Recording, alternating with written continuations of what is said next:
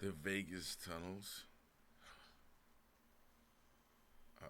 That dude's teeth are plumb Oh, wore out. but we gotta see some answers. If you got time, time is never on your side.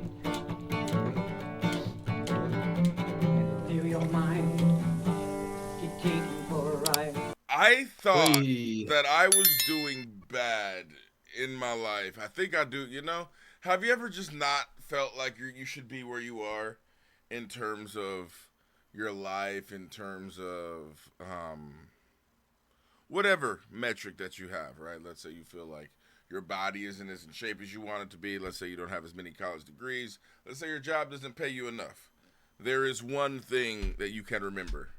You are not living in a fucking homeless tunnel in Vegas. Okay?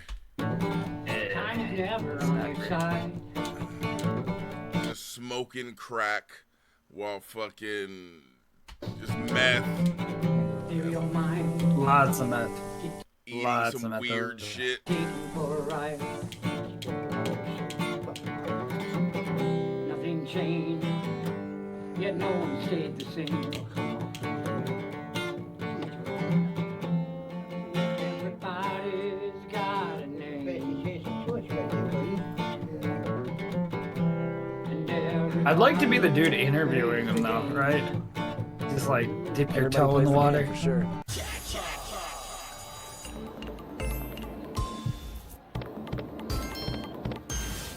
Sin City. What happens in Vegas stays in Vegas. It's a place of exorbitant wealth, gambling, and luxury Not resorts. anymore. However, 35,000 people are homeless in Las Vegas, and many of them live in the tunnels below Caesar's Palace.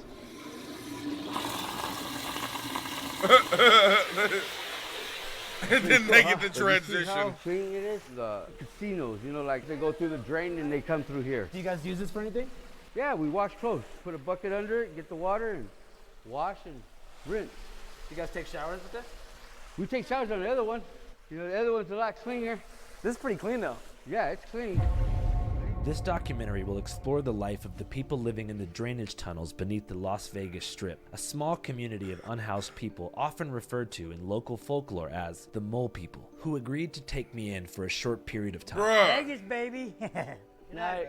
See you in the morning. We promise we won't do anything to them. We won't tie them up or nothing like that. No bondage, stuff, films, no, not tonight.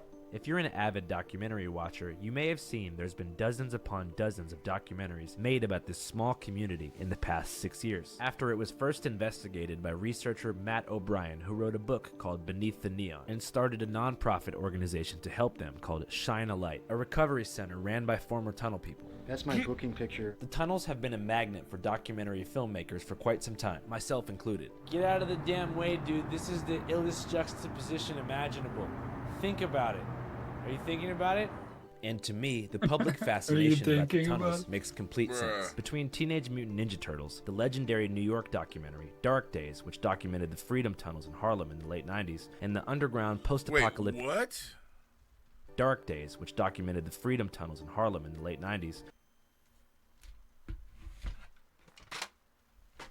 Okay, I'm going down a rabbit You wanna hole. watch that? Yes. Yeah. this You're going sounds down a way rabbit more hole. Interesting than this. I'm sorry.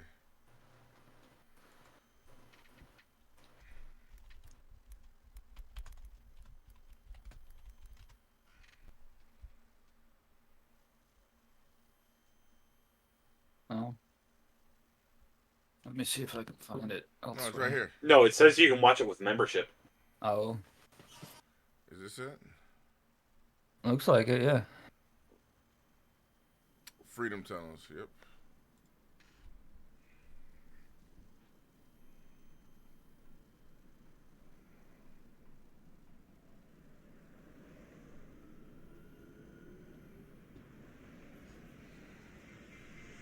It's all in black and white too. This is crazy. Amtrak.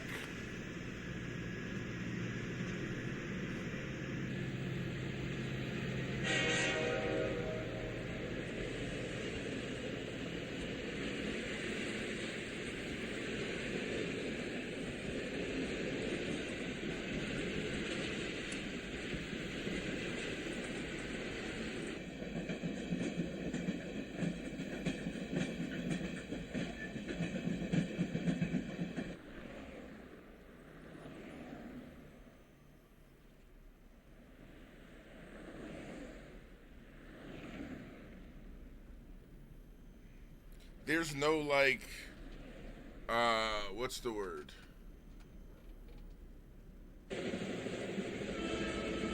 Narrator. Not yet, anyways. It might be a stylistic choice.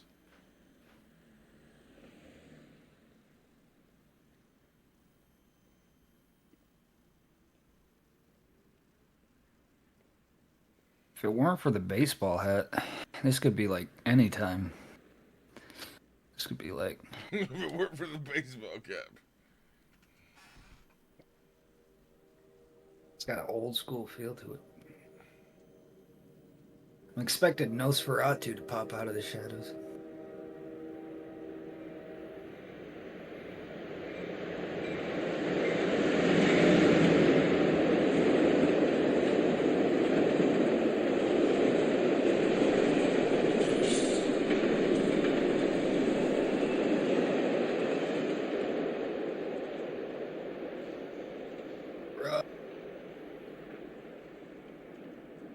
I could not fit there. I feel like that dude's bigger than you. Nah. Nah. Maybe taller.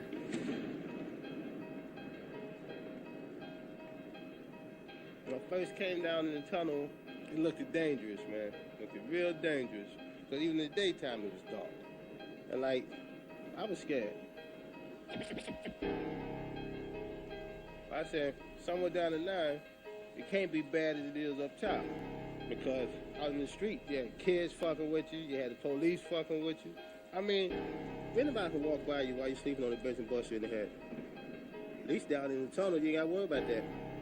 Because ain't nobody in their right mind going to come down there. So you ain't got to worry about nobody coming down there messing with you. But they're not. They going to be too scared to come in there.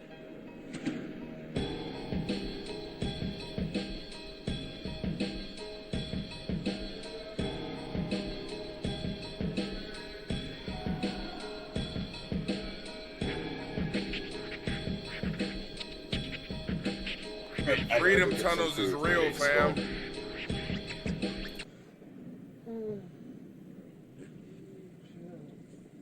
Tell me. What? Damn, man, I'm tired.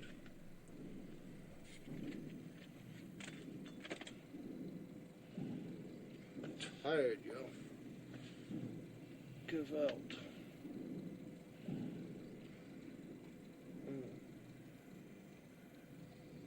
I could sleep for about 2 or 3. I guess about 2 or 3 more hours.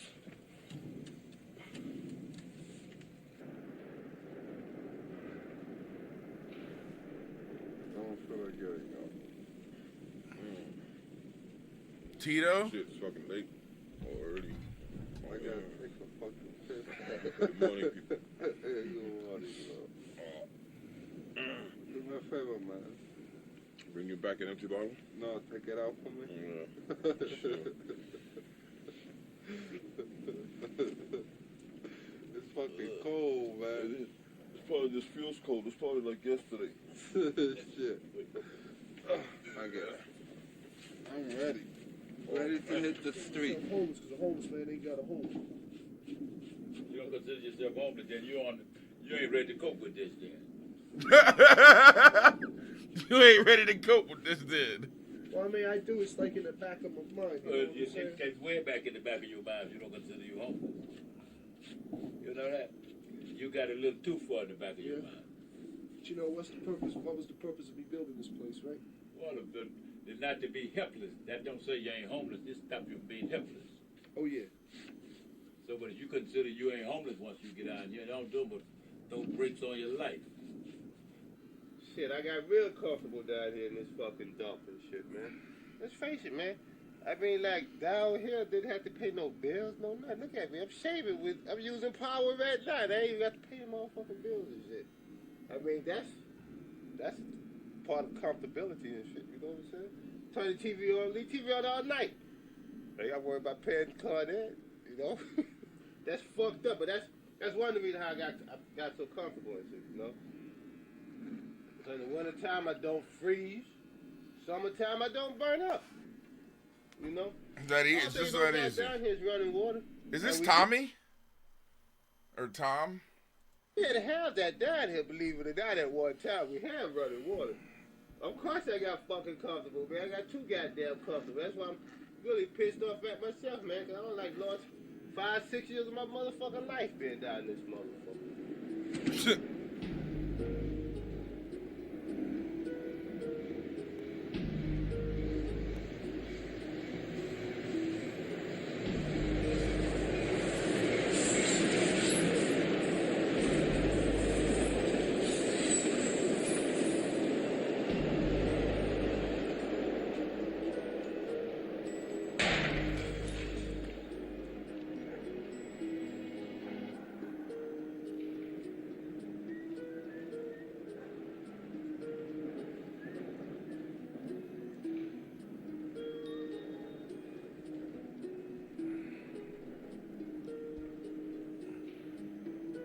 I get ready to go out and make me some money, man. I got to get paid. Oh, he definitely don't got the best, nicest house. Almighty dollar.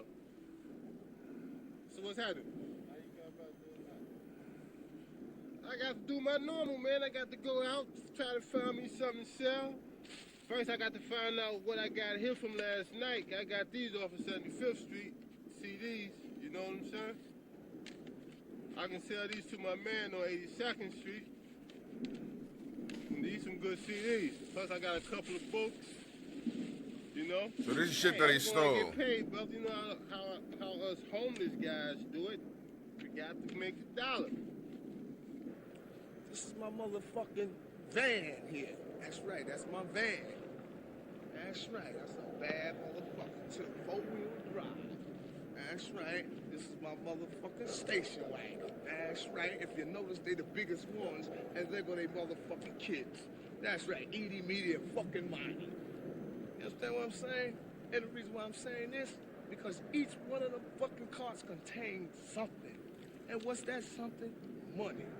That's like they say, more money, more money, more money, more money, and more motherfucking money. You know what I'm saying? All that's like $100. Free enterprises. What people store away, other peoples can use. And by them can use it, I get paid. Bro, you see how the old niggas talk? These old niggas are old homeless niggas. Okay? Yeah, that's... And but you the gotta way keep they're in mind, talking is like they got the secrets of the world figured out and they gonna let you know how it is. So like, nigga, what? You live like a literal rat, nigga. And you talking like you got the secrets to Narnia? And you talking like, yeah, nigga, more money, it's stacks of money. No, it's not. Fucking, if you worked at McDonald's for 8 hours, you would make more than what you spent all fucking day trying to gather and stuff in the sacks. Fast food workers across our state getting a big raise starting today. Their minimum wage going up to $20 an hour. Because starting today, fast food workers in California will be making $20 an hour. California's new law sets a $20 an hour minimum wage for fast food workers. It bumps the minimum wage for fast food workers from $16 an hour to $20. At least that's what I'm guessing. If you didn't, like, if you were making all of this money, you probably wouldn't be living in the fucking rat tunnels. More money and more motherfucking money. You know what I'm saying? Free enterprises. See, this nigga's talking about free enterprises. Other like, what's... people can use. And by them can use it, I get paid for it because I found it. And half of the time it be in perfect working condition. You know? Be just like new. You know? No, it's not, because they threw it away. I be finding. And I be selling, getting top dollar. Either you steal it or you're like taking VCRs, trash. Color televisions, little portable televisions like this. You know what I'm saying? Showing off his way. Heaters like this. This is a good one right here. It's not so I bad. don't sell everything. Stuff that I can use, I keep. But stuff that I can't use, I sell. You know? Everything you got that you paid for, I can, 9 times out of 10, I will go out there and find it and it be in perfect working condition. And I sells it. You know? That's the name of the game. That's hell. I'm a hustler, bro. No, you're sifting through trash. You say that, but this is what I do with my fucking Fallout 76 all day. It's just... Yeah, you do it virtually. He's like sifting through literal shit sometimes to Okay. find something that you can sell. What's he painting? I don't smoke I crack don't no smoke crack no more. The crack fucked me up. This dude looks like a dude who smokes crack. I feel like still. And then now I stopped.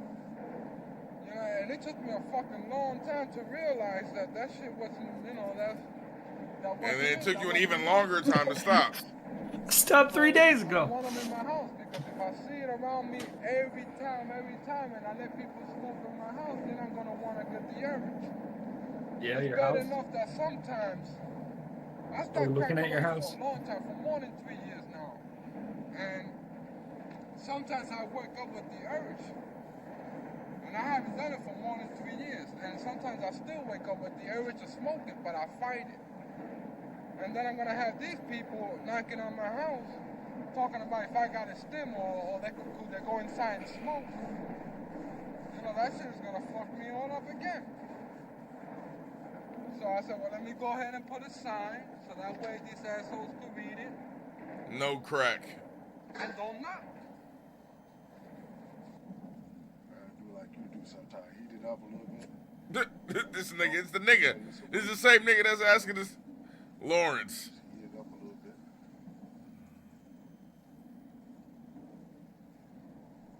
This is smoking crack. I should so fucking careless. Nigga, who is that? A kid?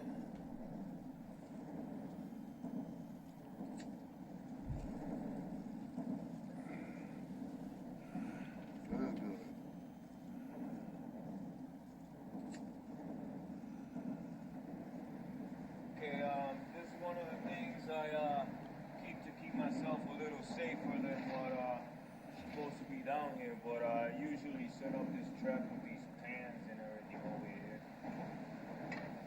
Simply put a pan like that, put a little pencil underneath it, so it'll roll if somebody does come by. Put it like that, make sure it's on there. This nigga has booby traps and warning systems set up? Come over here and tie it to the other side underneath, so that way, you know, if they even got a flashlight, they can't really see, you know, in the dark down here, they can't really see. And you tie it to over here. Not very tight, but whatever movement you give it from up there. So like, when you walk by it, you know, when you trip the wire, you know, I mean, you can see that at nighttime, you know, but people that don't really know what's going on, you know, and they're just looking around, looking to find something or steal something or whatever, you know, when you walk by it, you know, you trip the trap, make all that noise. Damn, y'all still here? Hey, but y'all must want to hang out with me or something. Man, y'all think y'all can keep up? Nigga, where was that yours? Get paid about right now. I ain't trying to hear it. I'm getting ready to go out and make me some money.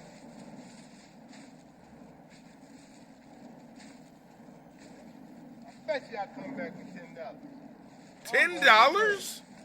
That's it?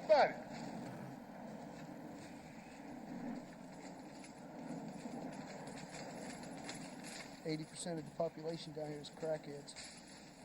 And that might be an understatement. Might be a little more than that.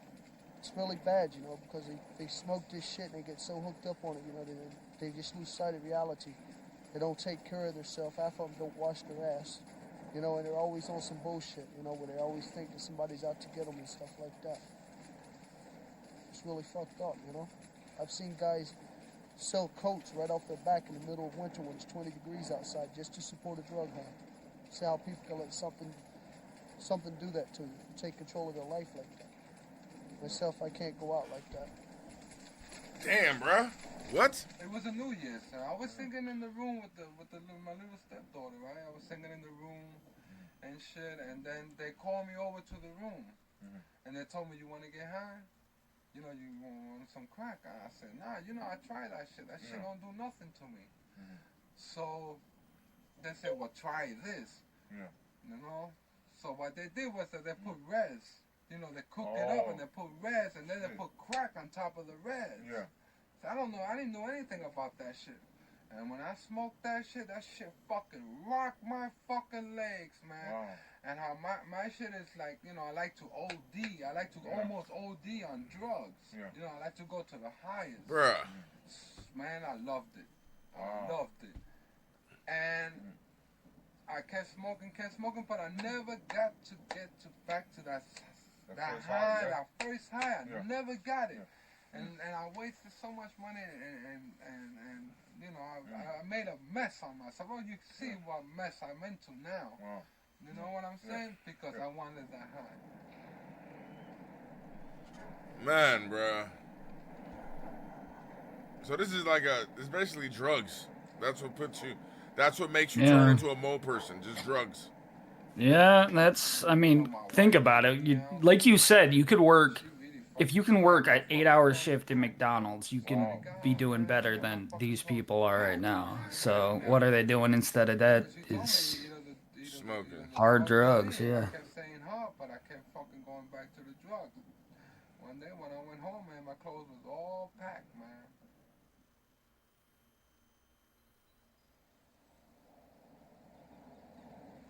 You know, today is a fucked up day and shit, man.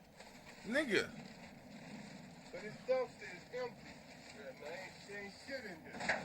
This shit used to be stacked up to the top with garbage. I used to be walking around the edge of this shit, number of garbage.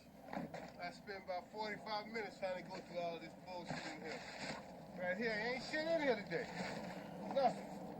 Nothing but garbage.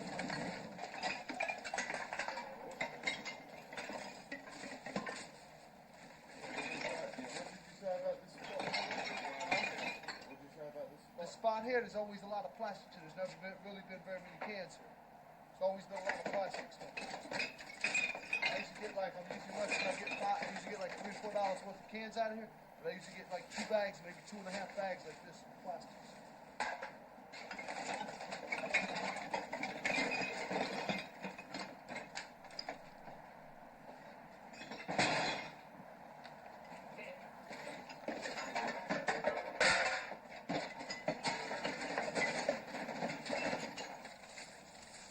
Bruh. What is the best thing you sell? Best thing I sell? It's hard to say, because I sell anything. What sells the best? What sells the best? Nasty movies. Nasty faggot movies, boy movies.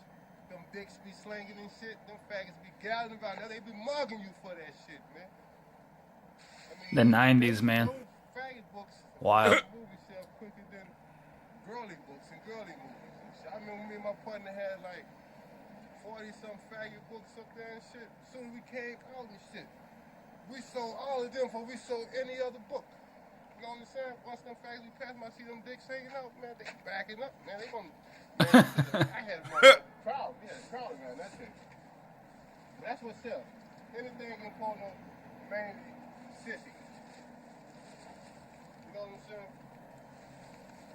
He instantly went to gay porn. Too early or too late porn. Well, that speaks to how much it must sell. But it'll get better. It definitely will pick up. Yeah, he doesn't strike me as a liar. And if he was gonna lie about something that sells, it probably wouldn't be gay porn. No, the way he just dived into it, man. He's like, faggot books and faggot swinging movies. around. No, they look at the diction, they drop back, and they're like, whoa, like nigga, you okay? All right, we get it, bro. Like, yeah, I'm a hustler. Come on, bro. Usually on Fridays, if I work all day, that's $70, 60 or 70 bucks. Have enough to play around a little bit. You know what I'm saying? Stinking rich. I call it being crackhead rich for the day. You know what I'm saying? Because I got enough money to go out there, you know, to basically what I want to do for a day or two. You know, it gets me through the weekend. I usually take Saturdays and Sundays off and chill. You know, I've always done that.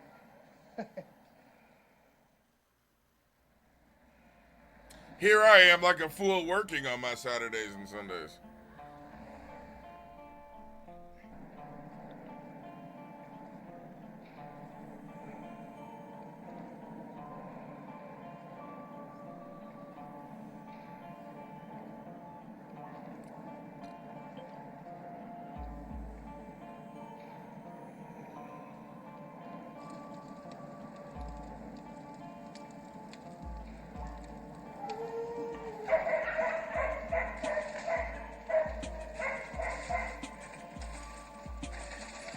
I ran away from home when I was 16.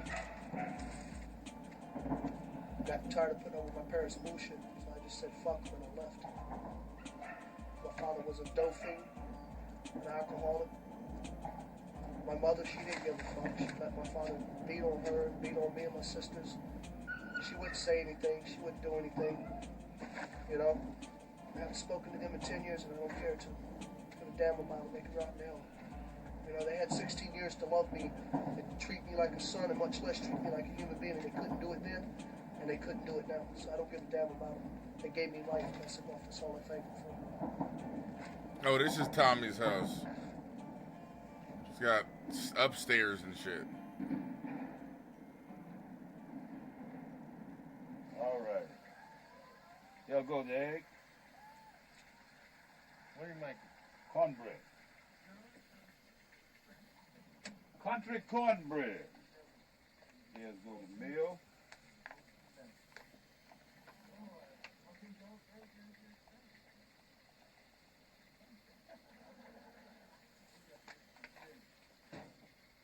There's a little water. How'd you learn to make that? Well, when you're from the country, you learn how to raise it, grind it. And cook it, you know what I'm saying? Yeah. Pull it, shell it, get it grind.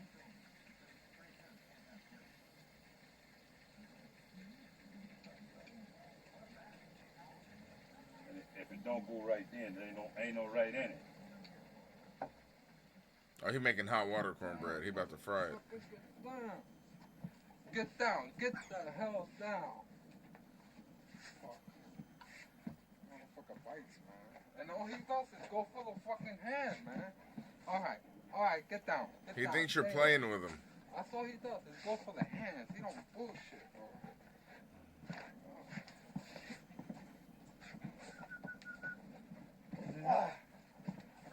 Motherfucker kicks my ass. Oh, he loves him. Look at him. This buttermilk makes it taste better. He loves playing with his dog. Sweet milk makes it more kind of Dude. crummy.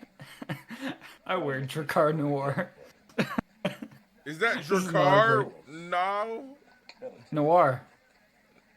The cologne. That's Dracar Noir? A shirt? Consider grow down here. It's must be a shirt with the brand on it, but Dracar Noir is a cologne The little pack on their back. that I used to wear. If they No get longer. caught in the rain, they ain't That got doesn't smell. It's white people shit, bro. It's No. as simple as that. Yeah, no, it is. So if you're homeless, this is the best spot. And You he's gotta he's do what frying you the want. cornbread. You got a It's refrigerator. hot water cornbread. That's When what you he's come making. in and suggest what you want to eat, because you got somewhere to cook it, you can go buy it. Time I think these done, I take the top off and let them brown.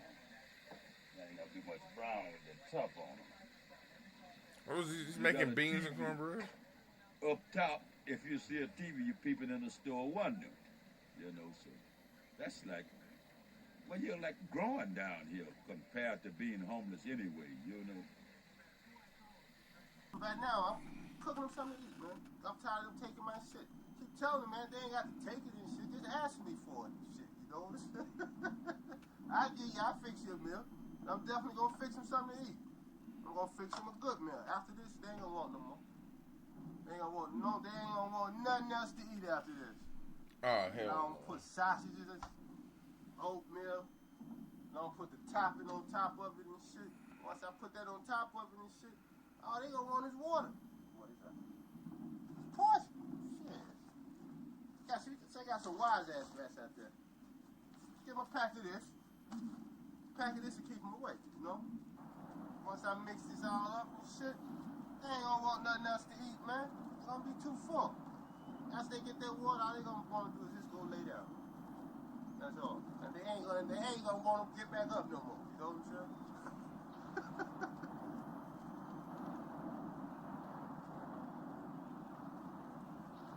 Why do you sound so diabolical? Look good, don't it? It look good, my brother. I ain't gonna stand there and lie to you. It look good. Want some though? No, sir. You ain't gonna get none of that, man. There's some things you do, and some things you don't do. Well, what's that? The shit you're doing now. What I'm doing now, I am eating. I understand that. You know, this tastes good. This is rice. This is ham, fried, seasoning real good, and it tastes very good, and it's clean. Probably cleaner than some of those come out the kitchens and restaurants and stuff. This is clean food. Nah, nigga, and I don't. It tastes very good. A lot of flavor. The food, like, it was clean food. I mean, you cannot dump on this. All you can do is just eat this and keep on eating. Probably won't go.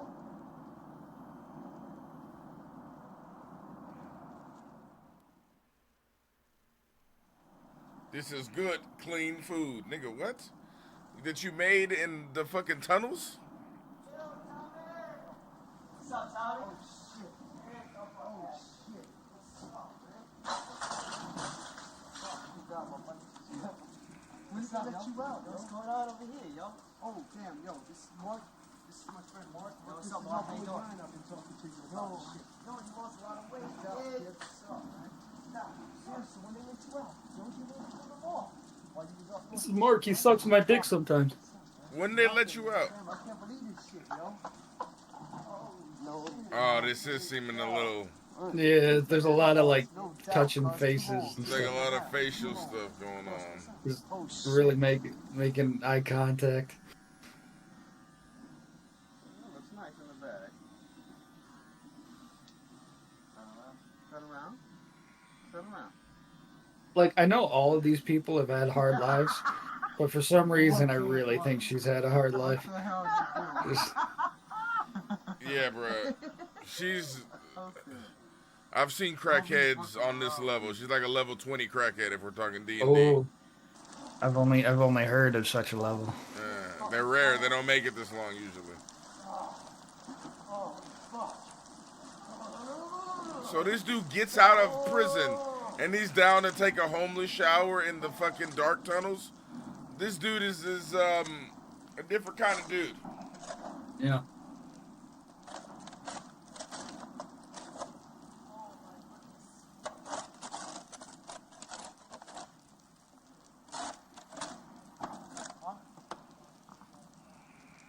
You know what you expect with 4 dogs, man? Especially growing, growing puppies, shit a lot.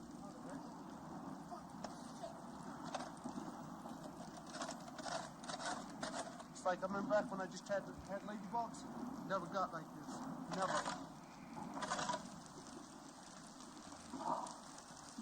All right, can we not wash him cleaning his dick?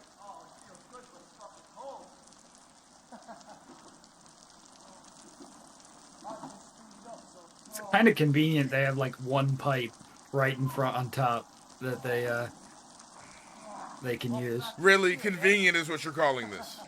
Look, I mean, it's like maybe picturesque is more the word. Picturesque. It's like if you're taking a homeless shower. Where do you think that water comes from?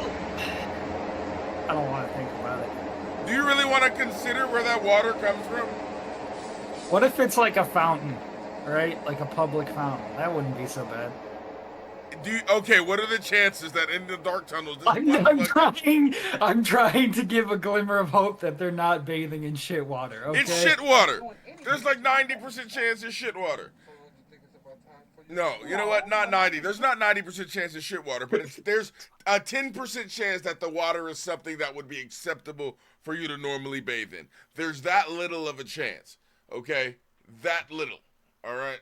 I feel like those posts where it's like, I was homeless for 2 years and addicted to drugs, but I got my life on track and now I'm going to community college and that sort of thing. I feel like these guys have progressed beyond like You don't think there's any those guys. saving? Yeah. There's like no Well, I saving just for mean this. like There's no happy ending for these niggas. those people who did pull out of the dive, they were not living as hardcore homeless as a fucking tunnel in As a tunnel New person. York. They weren't a Yes, mole man. person, is what you're saying. Yeah. If I want to see I was a mole person and I came back to it.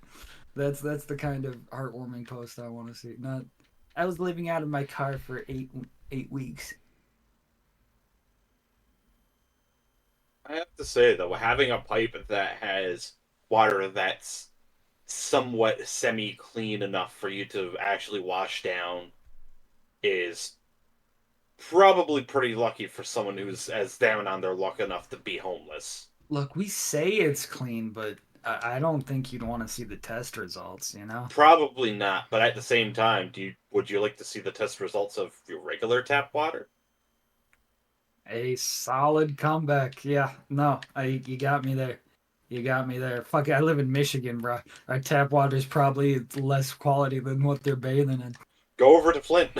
Then you'll get yeah. a real test result. Right. You go over to Flint and come back with that fucking red ass water. I went for the dirty water and I came back with Bernie Sanders complaining about the establishment. Couldn't ready. I want to stop. And what is that? Well, I don't know. It could stop me. So that's the problem. It could stop you instead of you stopping it. Yeah, but still in all. But I don't like to be pushy. I was smoking crack and I stopped. But you smoking reefer? I smoke reefer, but I don't smoke crack. But regardless, it's still a narcotic. It's a difference. You're going to stop doing anything. Weed is not a narcotic. I guess they didn't have that knowledge back then. And chill out. And the only thing that but check this out. Nah, this is that fake debate, bro, bullshit. Where like weed wasn't as known back then, so they're like it's still a narcotic. No, it's still a drug. I don't care. Anything you want to, when you get ready to stop something, you're gonna stop it on your own. You don't have to. I mean, I'm not saying that. By you keep saying to me, stop smoking crack. It only makes me want to go out there and smoke more. Oh, she's smoking crack. You understand what I'm saying? But don't pressure me. That's pressure.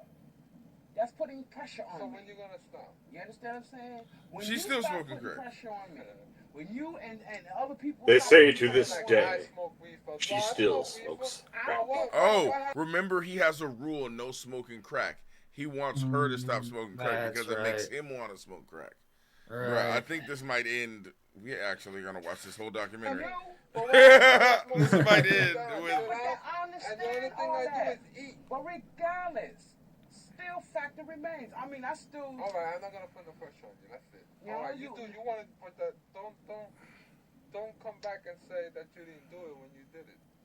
Don't come back over here talking. But don't even bother to ask me. Don't bother to say it.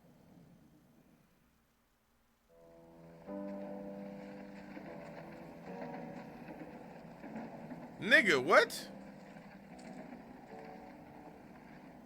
I'm being punished for every goddamn thing I did wrong. And still got more punishment to come. Because I've done so much shit wrong. I've done a lot of things wrong. A lot. You get to the point where sometimes I feel like crying. Sometimes I feel like crying. Because it was that I was so damn selfish with myself. With everybody around me, it was all about me. I didn't care about what anybody thought, you know. I was fucked up. Jesus. I went to jail. I got caught robbing. I went to jail, let's say, today. Yesterday, my daughter was born. I came out. Before my daughter was out of the hospital, I was back in jail.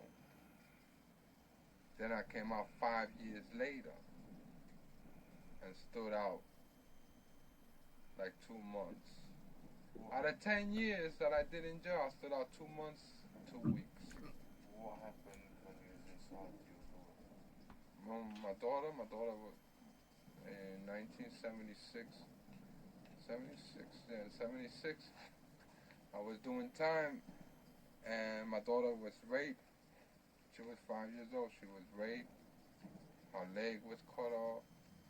Her arm was cut off, and she was burned. What? Jesus. That made me feel fucked up. At 5. Because part of it, I think it's my fault. Yeah, I should what? have been there instead of being in jail and doing what I was doing, robbing and doing all the thing I was doing. A little on you. Did he say his arm was cut off? Arm and leg was cut. Her arm and her leg was cut off, and she was burned after she was raped. Gee, oh, what?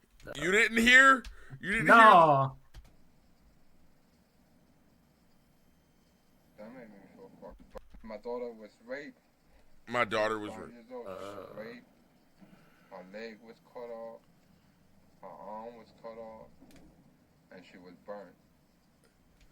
Nigga, you need to give What more kind of details Ted to the Bundy story. bullshit There needs is- to be. Was this There's done? a- Who did this? Were you like, what do you mean? Like, what was she? Was she kidnapped by somebody? Was she like, cause That's some Taliban bullshit. bruh, was this in New York? That made me feel fucked up. Did they catch the niggas? Because part of it, I think it's my fault.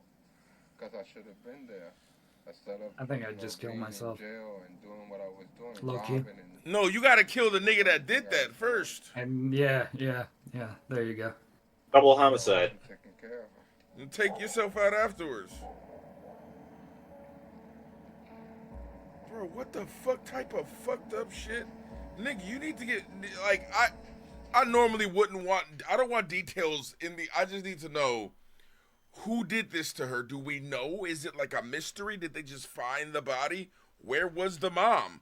Like, tons of fucking questions. Like, you can't just be like, yeah, she got raped, she got her arm and leg cut off at 5. Nigga, what? She wasn't in a bad neighborhood. She was 5. What happened?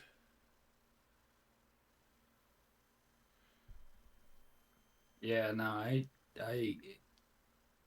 don't know. It doesn't. I would have sound turned like he's into making it up, or- I would have turned into an action movie for like anti-hero where it's just like they call me Johnny Cocker and I'm just fucking killing people with a fucking claw hands looking for the dude that raped and fucking dismembered my daughter before burning her corpse.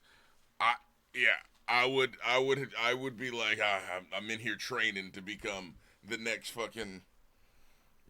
Punisher, basically. I mean, Hey, you'd be in your right to do so, I'd say. yeah, no, I don't. I doubt I could pull off any Punisher shit, but it'd get real dark real fucking fast. Yeah, like, it no would joke. be. It would be. You don't need much. You just need to be able to shoot very well. Pretty much. It's just not even very well. Just get close. Basically, you get yourself a gun. She's Get bringing a hair her trigger crack on that couch. gun.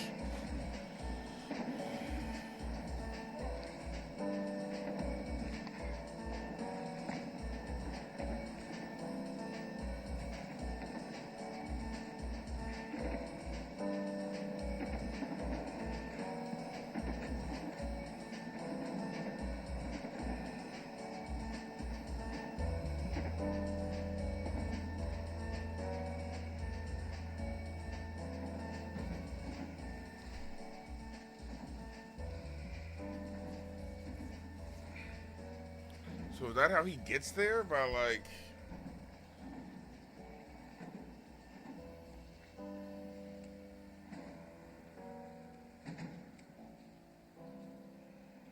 I went to detox. I needed a break.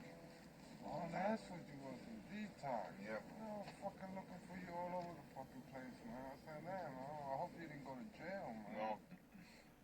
But we had a nice time up there too. Plus, Oh. we changed the menu. I went to A little detox. bit, yeah. Well, there used to be, my favorite used to be eggplant for lunch. Now they don't have it. regularly for lunch. Now they have that as the chef special. Yeah, so you can only get that once a How week. about the eggplant, you mean? Yeah. Oh, man, Yeah, that shit was love great. that Yeah, the first time I was there, that's the first thing I had. Shit. I didn't even know what it was. There you they get double portions. Yeah. You know, Eggplant parmesan. Oh, man. Forget it, I eat that all fucking The first day. time I was Get there, down. you know, Get you don't down. get a chance to choose Get your stuff. down. They just give you whatever's around until later on. But when I got there my first time, that's the first thing they gave me, and I said, this thing looks great. I'm gonna eat. You know, I cut out, and I didn't know what it was. You know, because I've never ate eggplant in my life, and I mean, I thought I was some weird shit. You know, when when people talk eggplant, who the hell eats that shit? You know, but it was good, and I always order that every chance I get.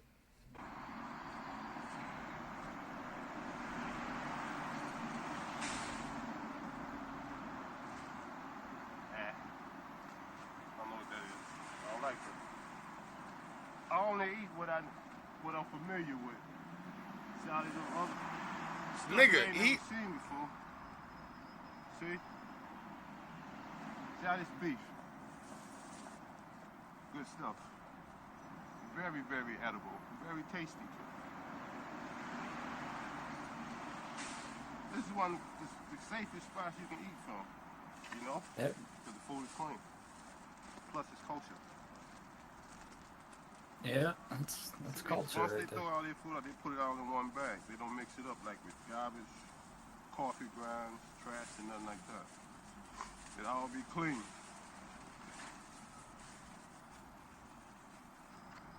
Take a few of everything, man. And tie the bag back up. We put it in that box.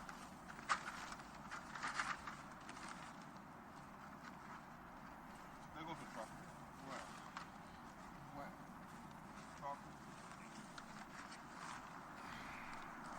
I got a whole fucking bag of donuts, man. Look at that shit. Man, my life's not so bad, man. You know, like Yeah.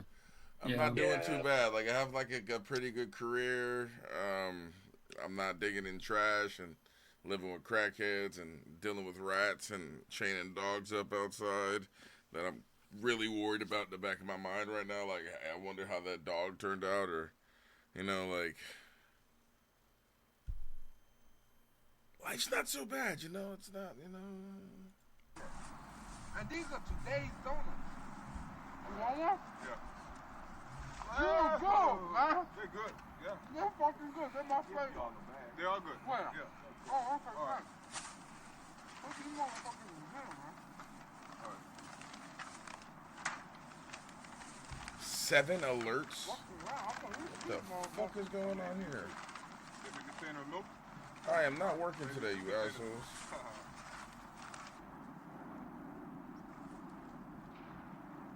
Martinez and Leandro.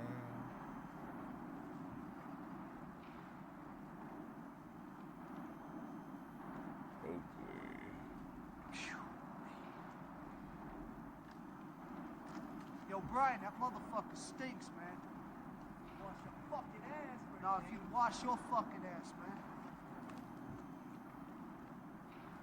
Dump it, man. Dump it. Oh, is that shit?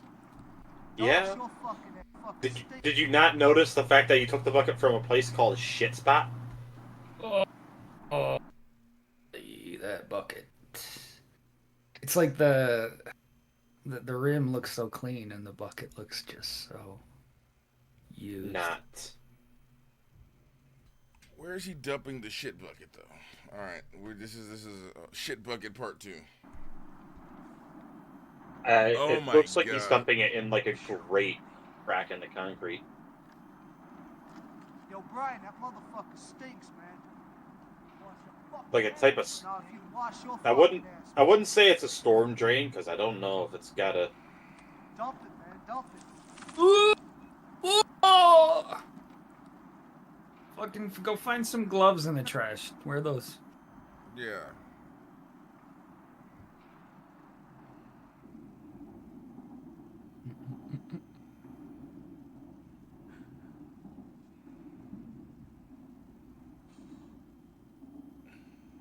I was in jail, and it had came on the news that 2 kids they got burnt in the fire. My 2 sons.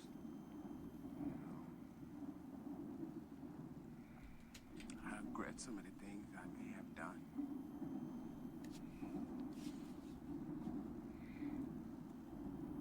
The fuck?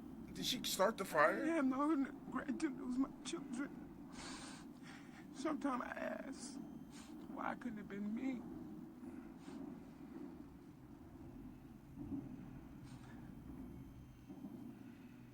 Why couldn't it have been me? Damn, bro.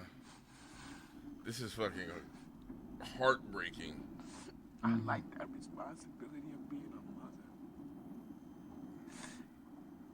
Somebody a little one can look up to.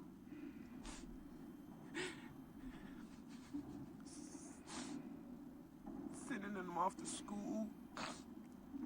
They get the education they need. I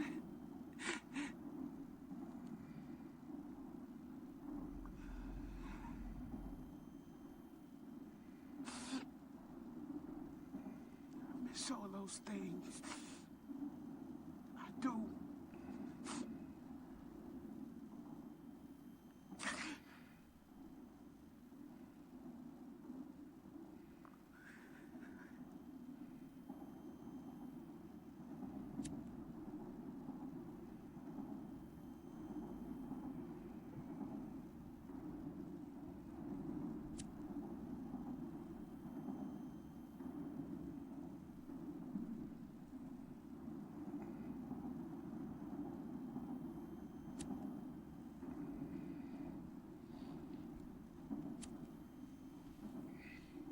Man. So that's why she smokes crack. Is that a good reason? I don't know if it's a good reason, but it is the reason. There's no good reason to start smoking crack, but it's definitely an understandable one. Just like, I burned my kids alive because I was high on crack.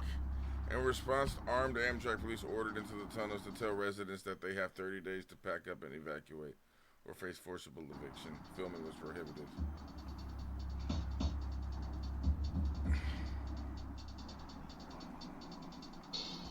They got 30 days to bounce.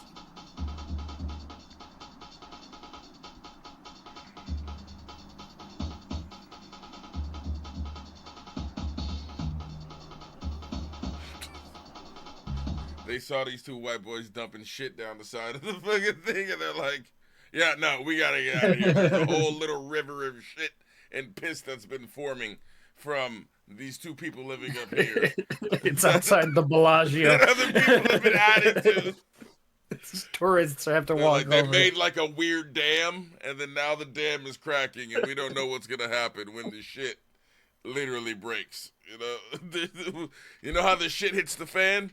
Well, when the shit dam breaks, it's a little worse than that.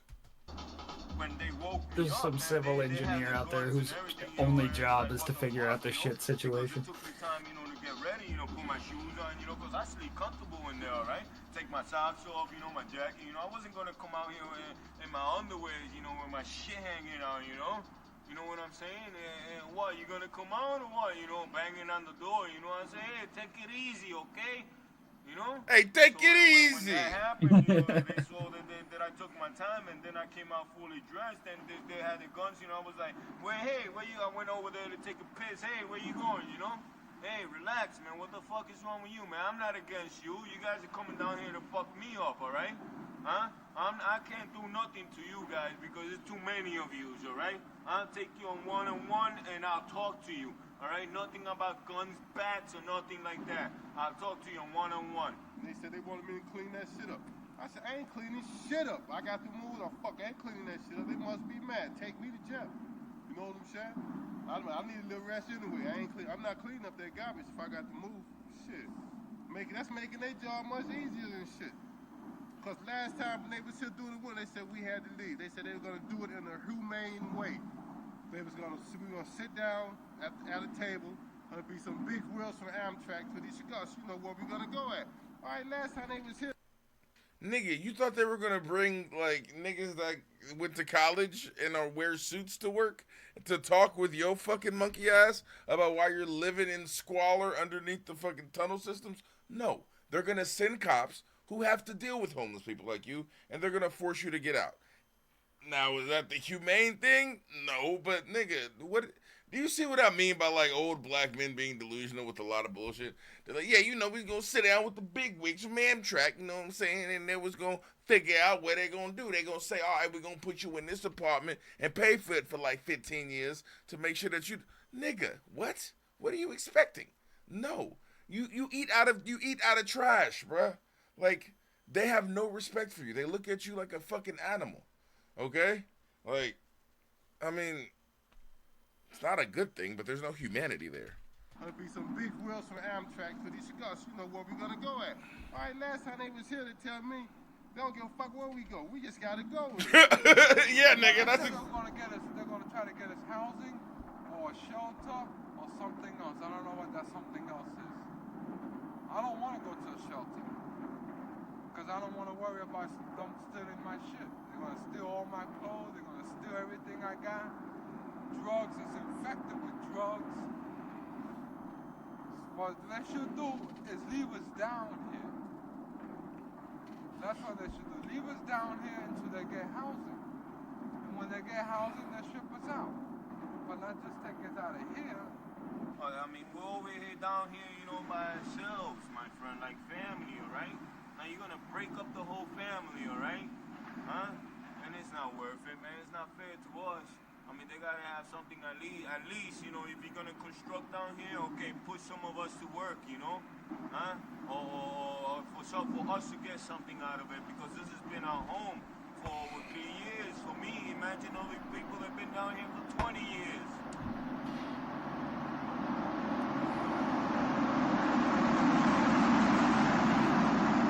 Again, I don't think they can emphasize how much the fucking loudness of the train affects just everybody.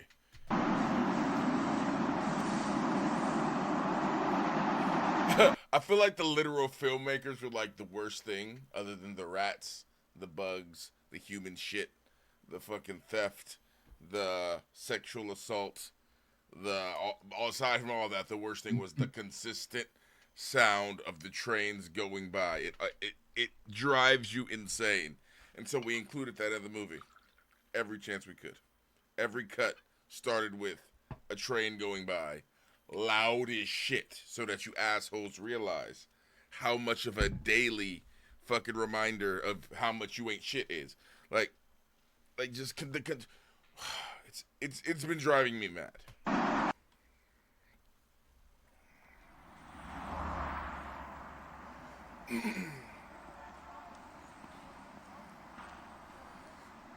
Coalition for the homeless. These niggas don't even get a real sign. Of the long relationship that we've had with our clients was to immediately go to court. Previous to Amtrak's decision to evict people out of the tunnel, we had just sued Amtrak on the grounds they could not throw people out of Penn Station, a travel area here in New York City. So when we found out that Amtrak was going to come in, we were immediately we thought lawsuit, because we knew we had to stop them from throwing people out of the tunnel who had called it their home for 10, 15, 25 years. But you just want them to live in the tunnel? And they were very, at first very... Okay, should people be allowed to live in the tunnel? Let's have this debate. Should people be allowed to be homeless if they want to be? That's not the question. They're already living in the tunnel. The question is, should they be allowed to continue living in the tunnel? Well, no, but I mean, I think if you have people living in a tunnel, that's a failure on society, right? Yes. Yeah, we can all agree to that. But yes. If you even have people that would prefer living in tunnels than whatever homeless assistance programs or whatever you have yourselves, that is a failure in society. Yes. But in trying to correct society's wrongs, do you allow them to keep living in the tunnel, or do you remove them from the tunnel? That's my If thing. you had adequate solutions for them, if you had a spot to take them and let them live, then I'd argue that that'd be a better solution. However, that's not the reality. This is just some dude who's saying, Kick them out. It's dangerous for them to be down there. True, true. My question is this, okay? My question is this, right? You see,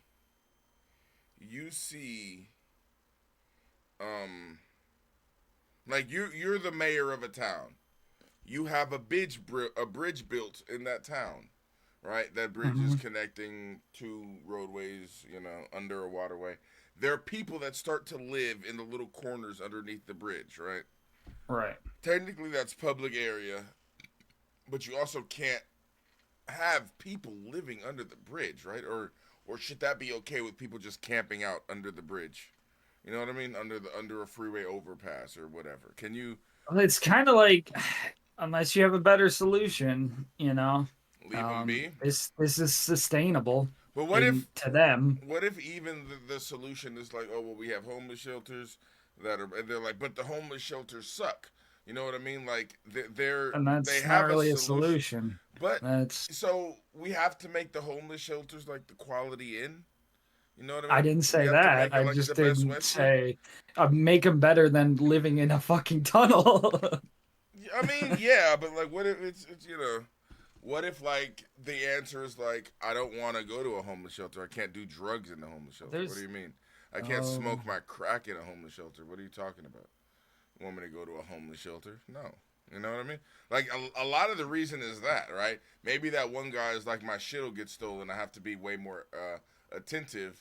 I get that. I think, like, if you were using the tunnels as, like, I need to get money, I need to stack paper, I mean, I feel like there are better ways to do that. And I feel like if you had that kind of mentality, you wouldn't end up in the tunnels to begin with, right? Like, a lot of the people who end up in the tunnels, I think, have given up because of drug use, because whatever reasons, they've mostly given up. You know? It sounds like there's some good reasons. Yeah, I mean, there are good reasons, but, like, there's no real good reason to quit. You know what I mean? There's no real reason. I don't know, man. If I had two kids and they died in a fire, or the one I don't even want to talk about. You mourn your children.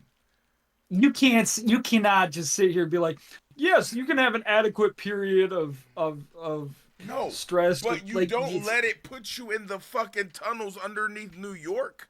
You know what I mean? I think that's I mean, yes. Ideally, you'd be able to weather that storm, but I mean, not everyone can. It's and I don't know, man. That's the thing about storms. Some houses stand strong, and the other houses crumble like it's paper mache. I don't know. There's a better alternative than this. They want everybody out. Had to be in a few days. They were going to fence it off, put in security guards, and we worked at a plan that we would assist people in moving into temporary shelter if Amtrak would not evict people. But soon thereafter, we learned of a program run by the federal government, a Section 8 program, and we guaranteed Amtrak that no one would be left inside of the tunnels. The Section 8 program to lure him like a fucking wild animal. God. It guarantees someone an apartment, helps pay the brokers and the security fees. So it was a perfect chance, and I think Amtrak knew that this is a good opportunity to work with advocates rather than have a legal challenge. And on our part, I think on Civil Liberties' part, we were pretty confident. How we had to go to court, we would have won. It was crystal clear, a violation of people's rights. But we didn't want to. You don't have the right to live in the fucking tunnels in the Amtrak system. That was the ultimate goal, and we're glad I didn't have to go to court. All right, you ready? Go. So they basically won. They didn't have to go to court, and they're not kicking the people out, right? I'd be so mad that I've lost that. Like, oh, so they have to live here now? We're out of here.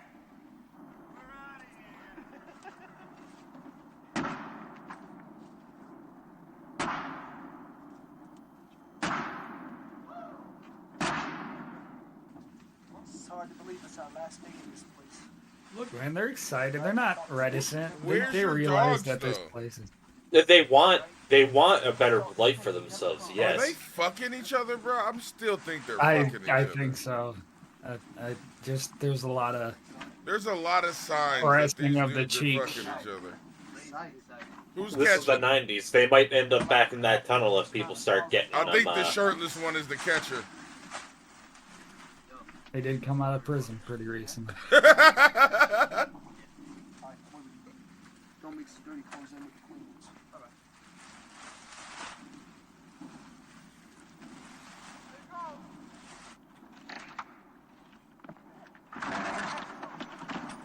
Bruh.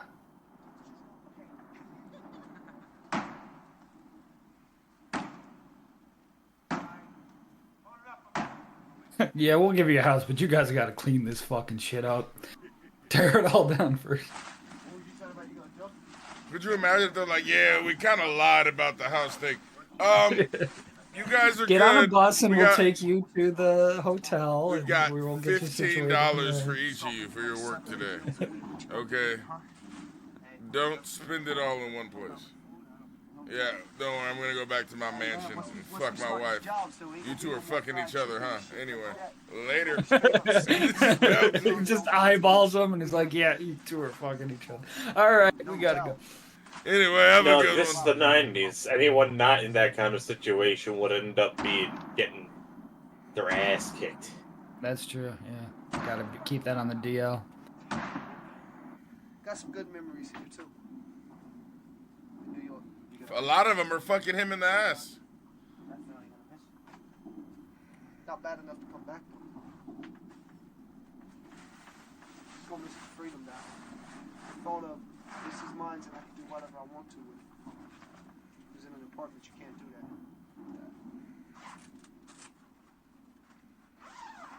That's all right. What's next?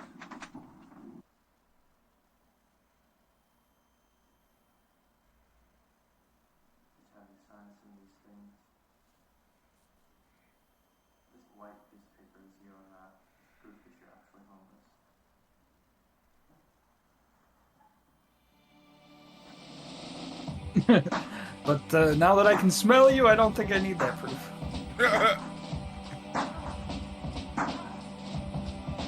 Oh, they have to tear it down specifically.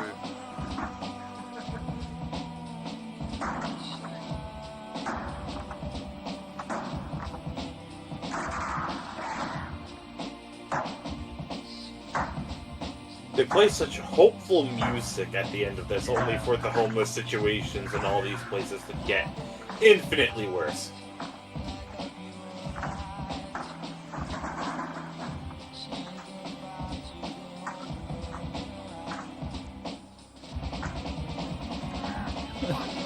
The director, this is his band, and he was the only reason he Right. filmed the documentary. He was like, what? Magnum We need... opus.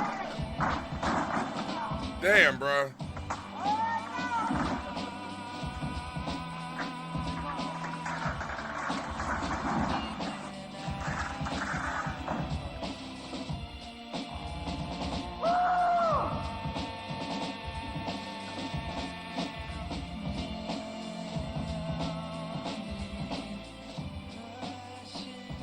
Where are the dogs? That's all I really care about. I hope they didn't just set them free.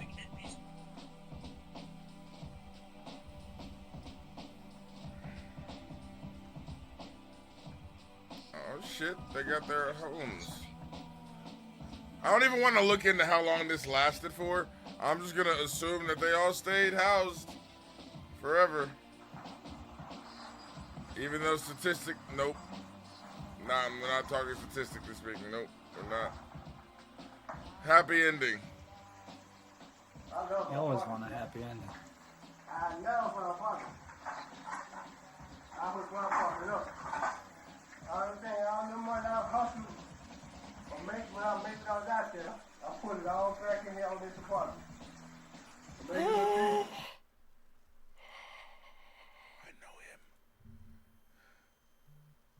We've seen his son. This nigga.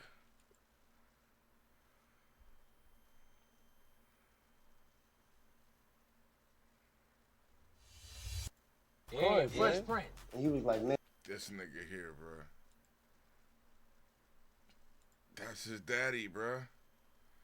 This is his daddy, bro. I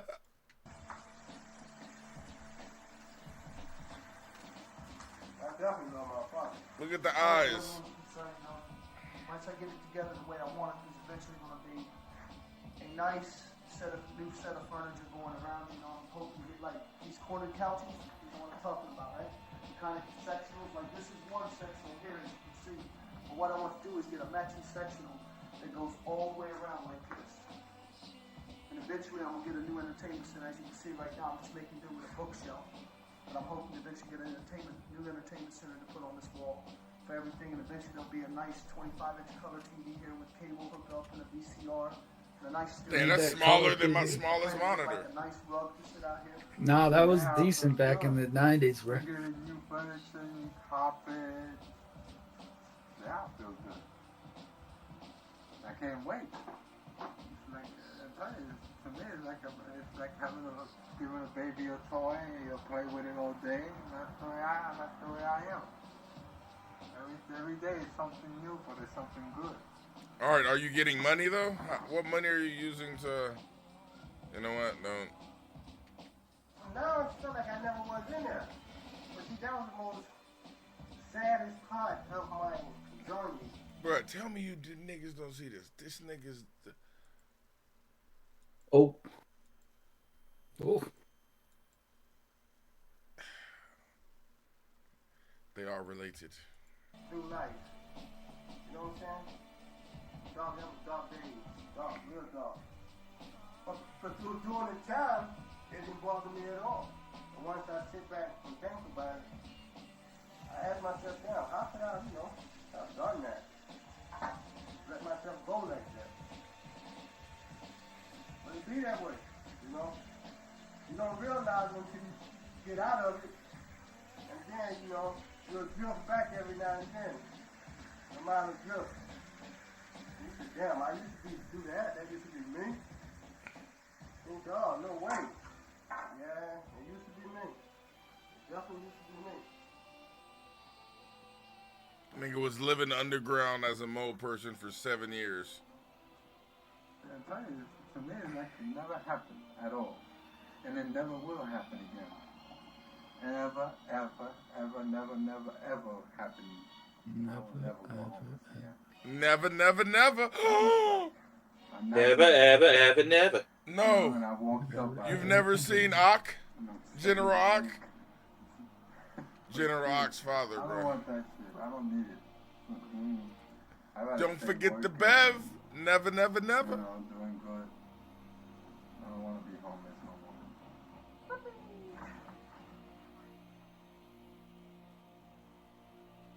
It feels real good.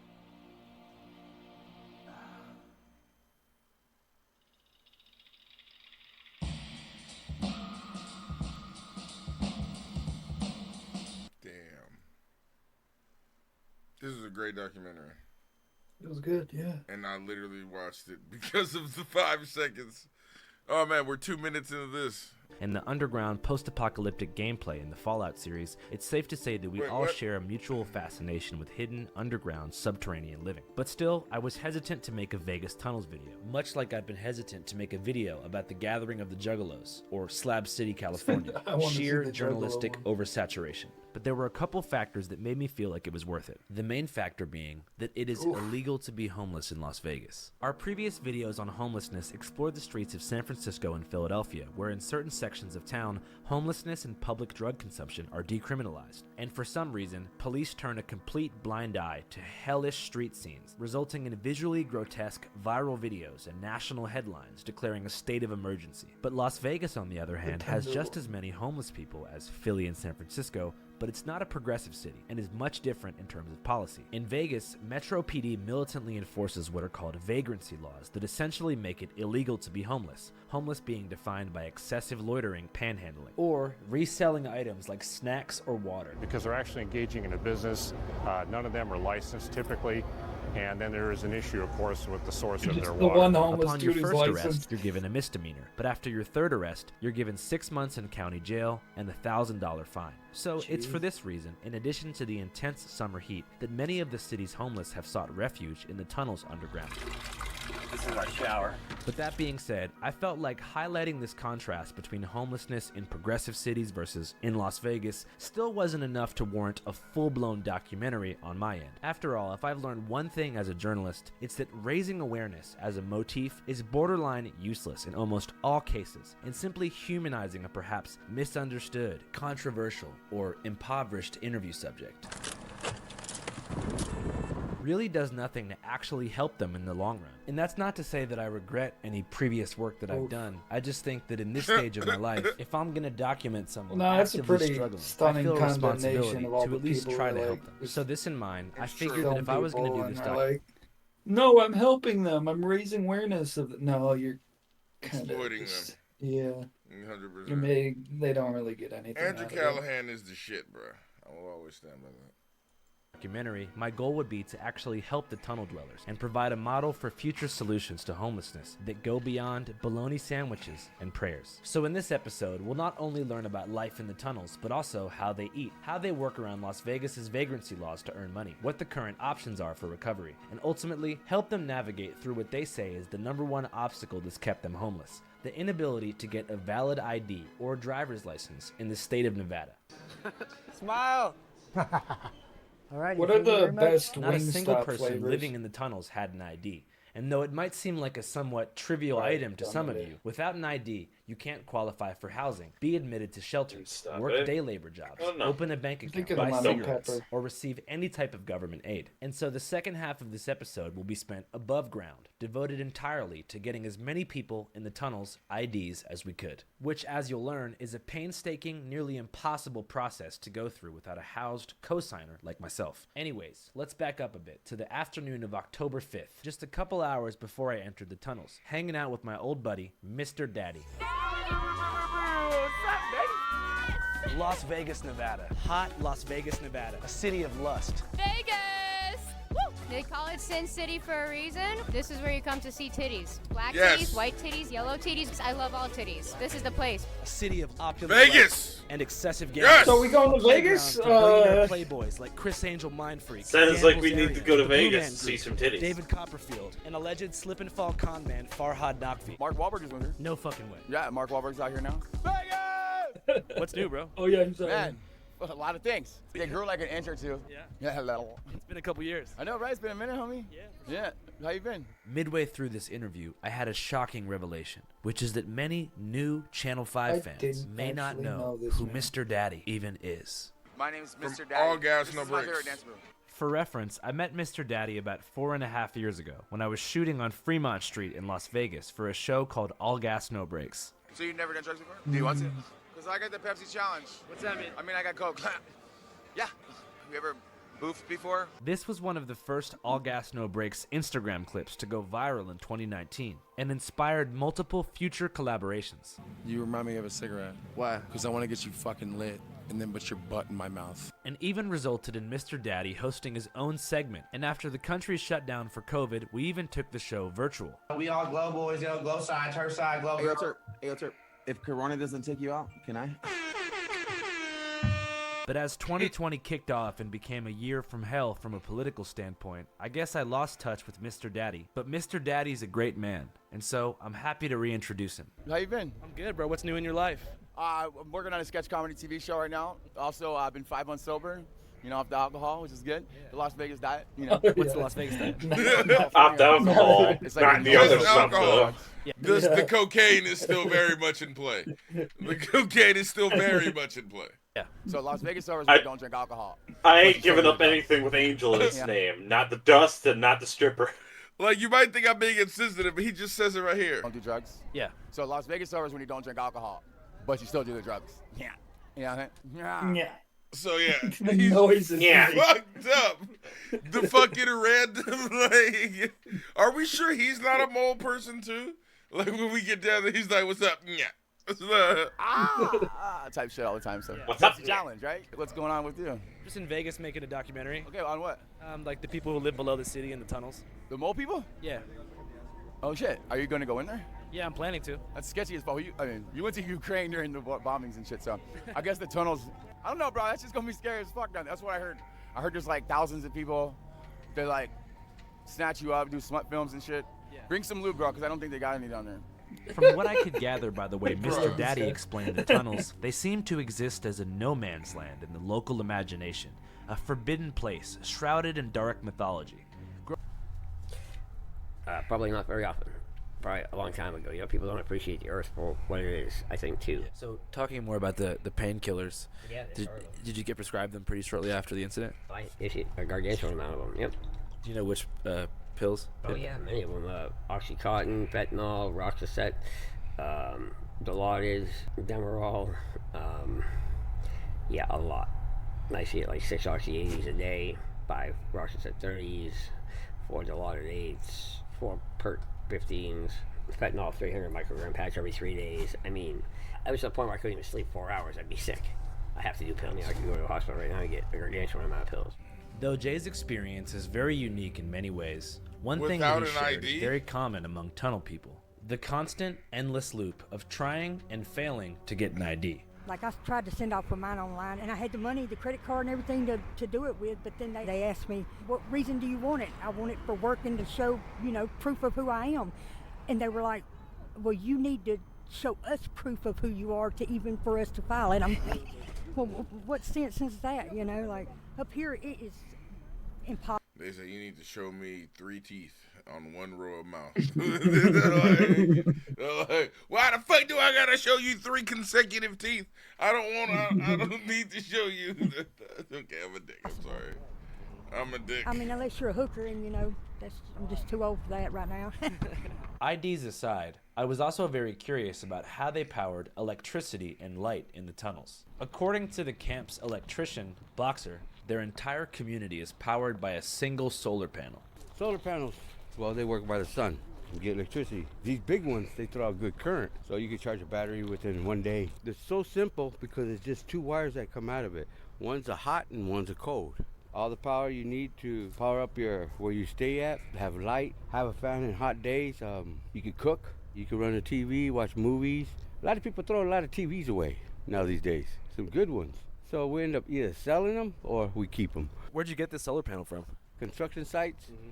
It's just because they're cracked. They say, okay, it doesn't look good. We gotta have a nice clean glass. So they change them. Yeah. And these are perfectly great. You know, they work. He says he got the panel from the dumpster of a nearby solar farm, where panels are immediately thrown away by workers if they find cracks, dents, or significant scratches. How many people do you think use the electricity from this panel? About 11 of us. How long have you been on the streets for? Man, I've been on the streets since I was a kid. Never thought I was gonna live to 54, but the man got plans for me, so I'm here. You were on the streets when you were 12, bro? Mm-hmm. I was an abused child. My mom's family didn't like me because my grandparents raised me. Because my mom put me up for adoption. And after being put up for adoption at 9 years old, Boxer entered the foster care system, mostly bouncing from group home to group home, until eventually he was kicked out and left to fend for himself, alone on the streets at age 12. I was gonna ask you, where'd you grow up, man? I grew up in Emerald City, the city, downtown Seattle. That's where I'm from. Really? From downtown Seattle, yeah. You know the first city sunk, right? Yeah, back in the day, the Great Seattle Fire. Right on top 1912. We're built right on top of it. They say if we have one more bad earthquake, Seattle goes under. Good reason to stay in the tunnels then, huh? Exactly, for the tunnels. Like they say, what happens in the tunnels stays in the tunnels. No. Hey, these tunnels go in. Nobody ever wants to find out what happens in the tunnels. It's a lot of fucking rape, it feels like. And they can't catch them because they're in the tunnels, you know, because it's dark. So a lot of people got to be careful when you go into a tunnel. Yeah. If you see people there, you need to get permission if you can enter a tunnel, you know, because this is their home, you know. It's like me going to your home, you know. Do I just go in and enter the door? No. I'm going to ask permission, you know. Yeah. And so that's the same way here. Everybody try to live that rule. After showing me his solar panel setup, Boxer and I enter the tunnels. When a flood comes, oh boy, it takes care of everything. He explains that the floods are kind of a double-edged sword. While the floods do end up killing many pets and oftentimes people, they also bring in a great deal of scrap metal that washes up in the drains. So the floods bring in like a lot of stuff you can scrap. Right. Brings us wiring. That's all that wire, that's all copper. Copper, well, that's money. They call this the 6-way. This is where all our stuff comes. What do you think's like the most valuable thing that you found down here? Oh man, it'd be amazing. I found up to knives, I found to swords, I found to axes, I found watches, jewelry. Yeah. Hey, you learn how to survive in this kind of stuff. That's the best thing about it, learning to survive. Think about what's going on in their lives or what put them there or anything like that. Most people automatically assume they're all drunks or they're all drug addicts. I know at one time I did. That's not the case. Sometimes real things actually happen to people that put them there that they have no control over. What do you think put you on the streets in the first place? A divorce. My husband went back to work after he was on FMLA from work for like 10 months. Because I quit working because I had a baby in '07. And I refused to go back to work until she was old enough to go to school. My job as a mom is to raise my child. Yeah, but you don't stop working so long that you end up a crackhead. Bumping heads. In the, he wasn't sure if he wanted to be married because he felt like I forced him to marry me. So here I am. How old's your daughter now? Almost 15. When's the last time you saw her? When she was 9. I can't get hold of them or nothing. I've tried. I had talked to her a lot about her dad and I, but she already knew. She's no dummy. What's your daughter's name? Athena. Do you know what Athena means? Or who Athena was? She was the goddess of in battle or something like that, or love and wisdom or something. Her dad told me, as he's playing God of War, mind you, and I was pregnant with her. She's named after let's name her God of War. Athena. I was like, are you serious? No, but it actually fits her very well, and her middle name is Lorraine, L-A-R-E-I-G-N, and that means to rule. Boxer wanted to give me a tour of his kitchen setup, which honestly wasn't too bad. This is my stove. I got my little frying pans. I'm a pothead, so this is my buddy when we smoke pot. Oh shit, that's a bong? Yeah. Oh hell yeah. I made that. That's sick. High good times. Is that a real human skull? No. I'm just kidding. After showing me his bong, Boxer and Andy requested that I go to the local grocery store to pick up 3 essential ingredients. Maple sausage, flour tacos, and hamburger meat, so that Boxer could cook for us and make his signature dish, tunnel tacos. Hey, we gotta eat good too, you know? Yeah. People don't think we eat good. They think we just jump in the garbage and get garbage stuff and everything. I tell them, no, we're not like that. We're just like everybody else, you know? In the following minutes, you'll get a step-by-step guide to preparing the ultimate underground delicacy, tunnel tacos. All right, let's dive in. I barbecue too sometimes. It all depends, you know? Yeah. Step 1 is to locate a single paper plate to use as a cutting board. Paper plate. Then, you carefully slice the maple sausages into 1/4-inch slivers. Some people like to cook, some don't. I love to cook. No, Then, I don't think use this your is fingers to cooking. break up the meat. If you're serving more than haven't 2 really people, got very break many open better another box of options, so. sausages.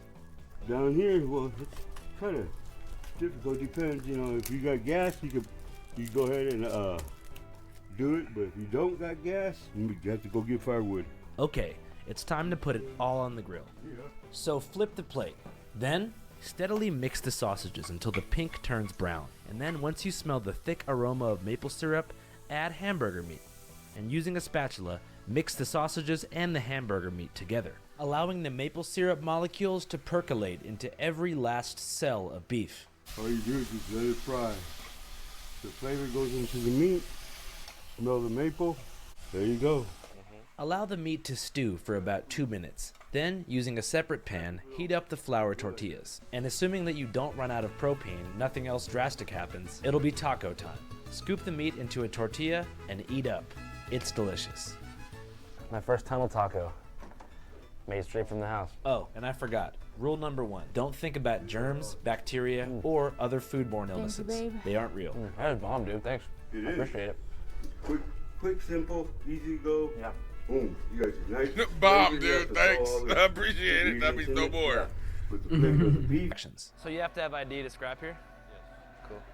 And after finally weighing our metals, they printed out an itemized receipt to tell us how much we'd earned. All right, so we're looking at $54.73. That's it? 54 That- bucks? A lot less than I thought it was. It's pretty good though, right? Yeah. Do you feel happy with this amount? No, nope. I'm not happy at all with it. I was expecting much better. Hey, I want to cash this in. No. Yeah. Do you have to have ID to scrap here? Yes. Okay. How come? Has to be, it's required by the state. Required by the state. Yes, it is. After providing an official signature and getting my fingerprint taken, I was officially in the recycling system. And out came $53 of cold hard cash with Glenn's name on it. Here you go. All righty. Good job, guys. Yeah, for sure. That's good days, bad days paid. How do you plan to spend that bread? Like I said, I'm going to go get some clothes, some shorts and stuff for the summer. I got nothing. This is hot as heck. This is what I'm planning on doing. To my delight, Glenn told me he'd received some great news. Despite the Nevada DMV typically having a 3-month wait time for an appointment, they decided to open up on Saturday at midnight for walk-in appointments only. The agency recently started offering Saturday walk-ins for new residents. Glenn was told the line would open at midnight on Saturday night and that doors would officially open at 6 a.m. on Sunday morning. So this meant that if I could accompany him as a housed co-signer, Glenn could get an ID. We should try and get to the DMV super early on Saturday. Saturday, yeah, at midnight, I'll be in line. Okay. You don't have to be there at midnight, but I'll be there at midnight. All right. Make sure I get in. Glenn's number was called, and the process was actually more straightforward than I thought it would be. For my ID, 'cause I didn't have no documents. He has the paper, I believe. They asked Glenn a couple questions. Were you born outside of the United States? No. Gave him a temporary ID slip and said we were almost good to go. All we had left to do was take a picture. Oh hell yeah! Are you gonna smile for the picture or what? Thought I was gonna be able to skip that one. I might break the camera. Smile. Alrighty, thank you very much. I could hardly believe it. The process was finally almost complete. 2 weeks in the mail. In 10 to 14 days in the mail, we'd receive Glenn's fresh new ID. All right. Here we are at the post office right here, where allegedly inside is a letter containing Glenn's fresh ID. Straight from the Nevada Department of Motor Vehicles, delivered to me directly from the state's capital, Carson City. Here we go, baby. I can feel the plastic in here. This is a huge moment. I hope nobody fucking finds out that I have a P.O. box here in Vegas and comes and sends me weird stuff, but what can you do? We need some ASMR for the sound of the envelope opening. I feel like that's a gratifying sound to people above 50. It means good news.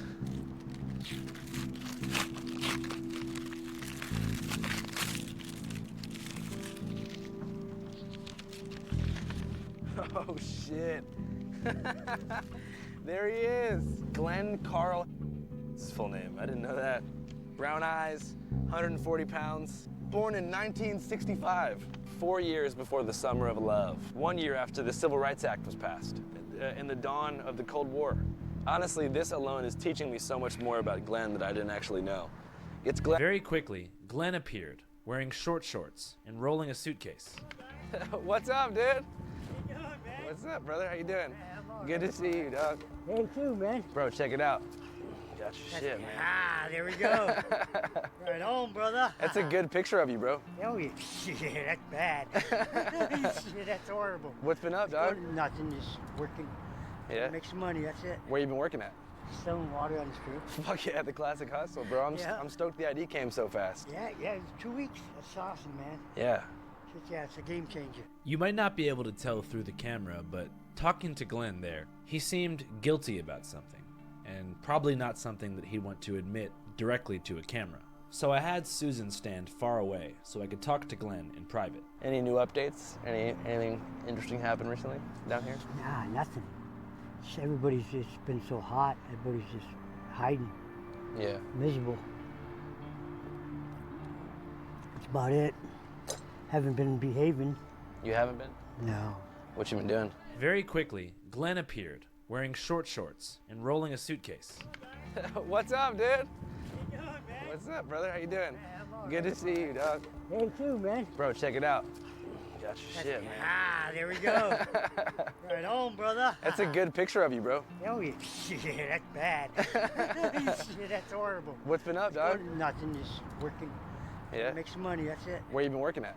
Selling water on the street. Fuck yeah, the classic hustle, bro. I'm stoked the ID came so fast. Yeah, it's 2 weeks. That's awesome, man. Yeah. Yeah, it's a game changer. You might not be able to tell through the camera, but talking to Glenn there, he seemed guilty about something, and probably not something that he'd want to admit directly to a camera. So I had Susan stand far away so I could talk to Glenn in private. Any new updates? Anything interesting happened recently down here? Nah, nothing. Everybody's just been so hot. Everybody's just hiding. Yeah. Miserable. That's about it. Haven't been behaving. You haven't been? No. What you been doing? A little bit of meth, not much. A little bit. Tons of meth, bro. It's right in front of you. It's hard, not to say no. That's why I gotta get out of here. Just get in a place to get a job. Tomorrow I gotta go to Social Security. That I gotta do. That's it. My sister's supposed to come down and see me. Oh, she answered your text? Yeah. Huh? You need anything else from us in general? Are you good? No, I'm good. I'll give you a call in the morning. All right, Glenn. Bruh. I left Glenn feeling proud, but somewhat disheartened, hearing that he was back smoking meth and wasn't willing to enter a program or a sober living. After all, outside of progressive cities like Seattle and Portland, sobriety is typically a requirement for free housing. I guess I had an expectation that Glenn would undergo some kind of instant, overnight transformation after this new reality set in, and that the ID was the only thing actually holding him back from living a normal life. But I know that change is gradual, sometimes non-linear, and above all, must be self-directed, and that no amount of external pressure can actually make someone turn the page. They must do it themselves. I'm also not a social worker, and I've never been homeless or addicted to hard drugs. There's people a lot more qualified than me who do this kind of work that I did every single day with no cameras rolling, There's always motivated time to only start. by their desire to help. And those are the people who I really want to extend a platform to. This is Robert Banghart, a former tunnel dweller himself, who is now the outreach director for a nonprofit called Shine a Light, the only organization in Las Vegas exclusively devoted to serving the underground community. My name is Robert Banghart. I'm the outreach director for Shine a Light. We are at our offices right now, and essentially what we are is an outreach and case management foundation. So we develop relationships with the homeless community through simple acts of kindness, going out every week and just building the friendships and the trust, and then offering a way out. And once they offer that way out, then we walk them through the process for the next 2 years, helping them rebuild their lives. It's our basic bag: granola bar, water, socks, some wipes, toothbrush. We tend to hand out this stuff individually. Batteries, AA, AAA, flashlights, obviously massively important. Narcan, obviously we just talked about the fentanyl. Tend to be 400 milligrams. We're going up to 800 to cover for the fentanyl because it's so massive. What do you think is the main factor that leads people into the tunnels? I don't know if there is one main factor. I think everybody tries to put it into a box. I think there's so many different ones. I think the biggest ones, obviously, addiction, mental health, trauma, some bad luck. Smellies. The economy that we live in today is Did you eat those noodles? something that I've always kind of rested my No, I head didn't on, make because, them. I had what is it, like something 70% else of to the country eat. lives paycheck to paycheck. So that means 7 out of 10 people that you know in your life right now could be homeless in a month. It's a scary number. Yeah. How long did you live down there for? I was homeless for 5. I lived in the tunnels for about 2.5. For me, the tunnels was very much like a place to hide. You know what I mean? It was very dark. It was very separated from everything, and it gave me this illusion that I had some kind of safety. Like I had a ceiling over my head, right? Like I had this roof over my head, whatever it was that I was telling myself in the moment. And they're a little less traveled, obviously. Like people aren't coming in and out like on the surface. Like I was on the surface for a long time, and it was always like the randomness of people. You know what I mean? You just didn't know. But in the beginning, there was structure. There was somebody that was the guy you went to. You had an issue. You had a problem. The whole 9 yards. And by the end, it was just kind of do as you will. The story that I always tell is I was, I don't even know how long I was homeless for. I'm walking down the street, middle of the night, it's dark, and I look to my left and I hear clinging, and it was just 3 people having a sword fight. I mean, full on, you know what I mean? And I was like, and at that point, I'd been out there so long. I don't think it looked like that, though. I hardly believed that this entire time, just a few blocks away from the Rio tunnels, was a well-funded nonprofit that offered free meals, free housing for 90 days, subsidized inpatient treatment, and complete case management to any tunnel dweller that wanted help. But it sort of makes sense. Unlike the controversial harm reduction centers in San Francisco, which provide access to clean needles, crack pipes, and even fresh foil to drug users, Shine a Light has an abstinence-based outreach model, meaning if you want their help, you have to commit completely to detoxing from drugs, and many just aren't ready. Of the people that you pull out, what percentage do you think end up going back into the tunnels? There's a stat that we had for our last event. It was of the people that complete detox, 70% stay. Once they've gotten through detox and engaged in some treatment, about 70% stay. And what percent complete detox? It's about 66%, ballpark. Shine a Light is also partnered with several employers around the city, and so after treatment, they directly set their patients up with jobs, which usually means entry-level positions in and around Las Vegas. I mean, we're talking anything from customer service to retail to warehouse, you know what I mean, like Walmart, you know, all the basic jobs you would get like if you were coming out of high school. But like at the same time, a lot of these guys are skilled, had careers, and can go back to them, right? On some level, so they don't need those entry-level jobs, you know what I mean? What role does having valid ID play in this whole situation? It's important. I think what I see is that out there they tend to gravitate towards things, right? Oh, I can't get off the streets because I don't have an ID. But we're missing the whole underlying idea, right? Like, you've got addiction, you've got mental health, you have trauma, you have these things that we need to address. While you're doing that, we'll get you your IDs, right? If I handed every single person on the streets an ID right now, how many would be off the streets tonight? None. So it's not the problem, you know what I mean? The problem is they're coping. I bet Andrew kind of feels like an asshole because he's like, well, I kind of handed the guy an ID and I kind of thought he was going to get off the street instantly. And it's just like, none. It's cut to just like fucking Glenn just fucking passed out with meth and his ID sitting in his shirt in the fucking tunnels. Depressing thought, but like. Mechanisms, their thinking, their thought processes, right? The things that have happened to them. How do we walk them through that? How do we engage them? Because they've been so disassociated for so long, right? The ID is important. It's a benchmark, 100%, right? It gives you a certain amount of pride. I have an ID. It makes you feel like you're a part of the community, 100%, right? But that's not the underlying issue, right? Like that's the Band-Aid on top. A lot of people that we talked to down there, almost everybody that we talked to, only one had an ID, and the rest said, oh, I can't do anything. I have to stay here because without an ID, I can't apply for housing, and I can't take advantage of some of the state and government-funded programs, and we can't, you know, legally take anything to the scrapyard and make money, and we can't, you know, get day jobs because nobody will let us work without ID. And they make it seem like that's the only thing that's keeping them down there. Is that a roadblock in certain ways? 100%.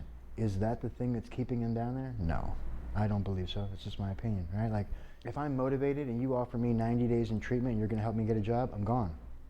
So they don't need IDs to come here? No, never. None of them have IDs. So you'll get somebody a job 100%. And give them a place to live 100%. With no ID? 100%. Here's the deal. You're going to go through 90 days of treatment. While you're in treatment, you're getting your ID. It doesn't matter if you're in Hawaii, whatever state you're in, we're getting it. It's a done deal. Like, that is the easiest part of the process. Birth certificate, we'll get your social. Social will take longer because it's by mail, but it's free. It's coming. You don't need a social security card to work. Your ID is easy. Super easy. Birth certificate first. Always birth certificate first, because you need that to get the ID, right? You need to get the other items. But it's easy. And while you're doing that, you're not paying anything for the 90 days. Everything is taken care of. After those 90 days, we put you in a sober living for 90 days. That's 180 days. You don't have to worry about paying a single bill.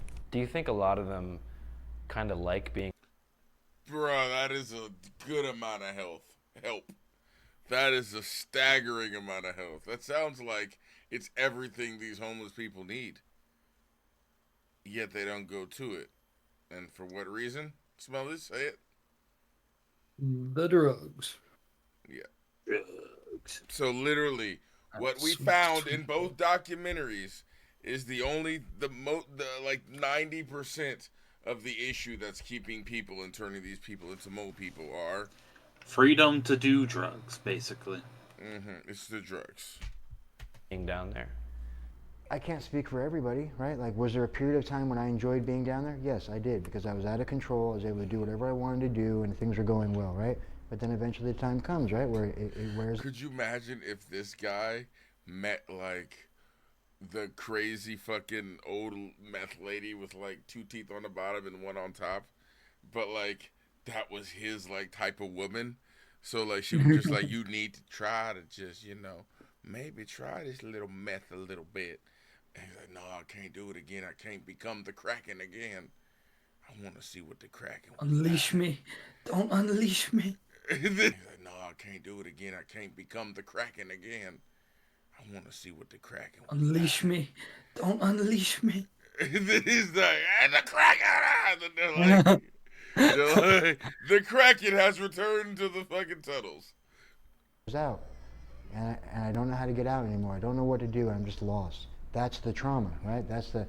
My world has become this small. It's all I know, and everything starts to seem monumental, right? Then it's the ID. That's the reason why. It couldn't be that I can't get out, right? It's got to be the ID. It's got to be I can't leave this dog, or I can't leave this friend, or this or that, right? Like there's always a reason that's blocking them from coming out. But I can't tell you how many people have like just walked away from it all and come in and done it. So you think they hold these roadblocks, purposely in front of them to say, "Oh, I can't do this because I have this monumental issue that I have to work through," because deep down they enjoy the comfort and routine. Whether it's enjoy or they're just used to, right? Like I'm kind of cautious to use the word enjoy because it's just what they're used to. It's what they know. If it takes 21 days or whatever it is to develop a habit, and you've been out there for 10 years, it's ingrained. As miserable and as hellish as it looks to us from the outside, it's what they know. Do you know Glenn? I do. Have you tried to help Glenn before? 100%. Glenn's never come out. How come? A lot of those guys in that particular tunnel are old timers. They've been out there for a long time. You know what I mean? So I think at some point you just accept it, right? And we're what? I do. From the outside. That was almost a fucking like, oh, that's like the most heartbreaking fucking twist you've ever heard. It's what they know. It's like this one program that's like, he's like, do you know this one guy that we were trying to help? He's like, I know him, without even fucking hesitating. He's never coming out. It's like, fuck. You know Glenn? I do. The drugs. Have you tried to help Glenn before? 100%. Glenn's never come out. How come? A lot of those guys in that particular tunnel are old timers. They've been out there for a long time. You know what I mean? So I think at some point you just accept it, right?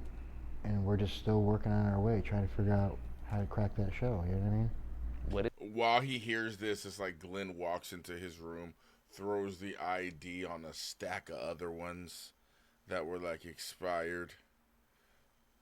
Like, signifying that this isn't the first time he's went through this process. While the fucking angsty fucking depressing music plays in the background. And a tear drops from Andrew's face. And scene. Let's wrap this horse shit up. We got ourselves a movie. There's a way. I don't know, like I said, I don't know there's one-off way, right? We just focus on kindness, and every time I talk to them, we make sure that we're sitting with them, we're meeting just like this, eye to eye, you know what I mean? I'm not standing over them and constantly looking for those little ways to get in, you know what I mean? Like on my route, there's people that like, when they see me, they come out with their fists up. They're like, come on, Rob, today's the day, because they know I like to joke around. So they joke, we have this banter, right? That's been built up over years, right? My thing with them is like, I tell them like, you're gonna call me, right? He's like, oh yeah. I'm like, yeah. You're always playing hard to get. You're never gonna call me. You know what I mean? Like, but I couldn't say that if I went to another route where they don't know me, I wouldn't say that. You know what I mean? Have you tried to help Boxer or Andy before? 100%. I'm not sure why he didn't mention this, but beyond trying to get Boxer and Andy into treatment, he actually saved both of their lives by spearheading a 28-hour tunnel rescue. A stunning survival story tonight after one community group says a couple spent at least 28 hours in the water after being washed away in a flood tunnel near the Rio on Friday.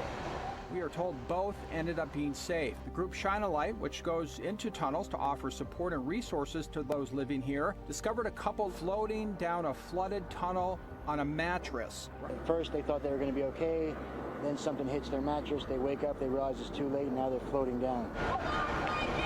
As the rope rescue was taking place, the couple had already floated down the tunnel under Caesar's Palace. They got off the mattress, they had two cats. The gentleman grabbed his wife, obviously she was not very strong, so he had to hold her, and finally he found a spot where he could grab something and hold on. They just sat tight. Sat tight and held on to something sticking out, maybe a pipe, for a stunning 28 hours, not being able to move. When the water finally calmed down, the couple walked back up the tunnel where they entered it. The nonprofit Shine a Light offers people in tunnels a life out of the tunnels if they want it, with immediate substance abuse treatment, help with housing, help with a job. 100%. You try to give them a job, house? Same offer, always the same offer. You know what I mean? And talked to them, spent hours with Boxer. The kittens, I mean, just non-stop, nothing. Yeah. What can you tell us about Jay? My name is Jay. I've been down here like probably 9 years.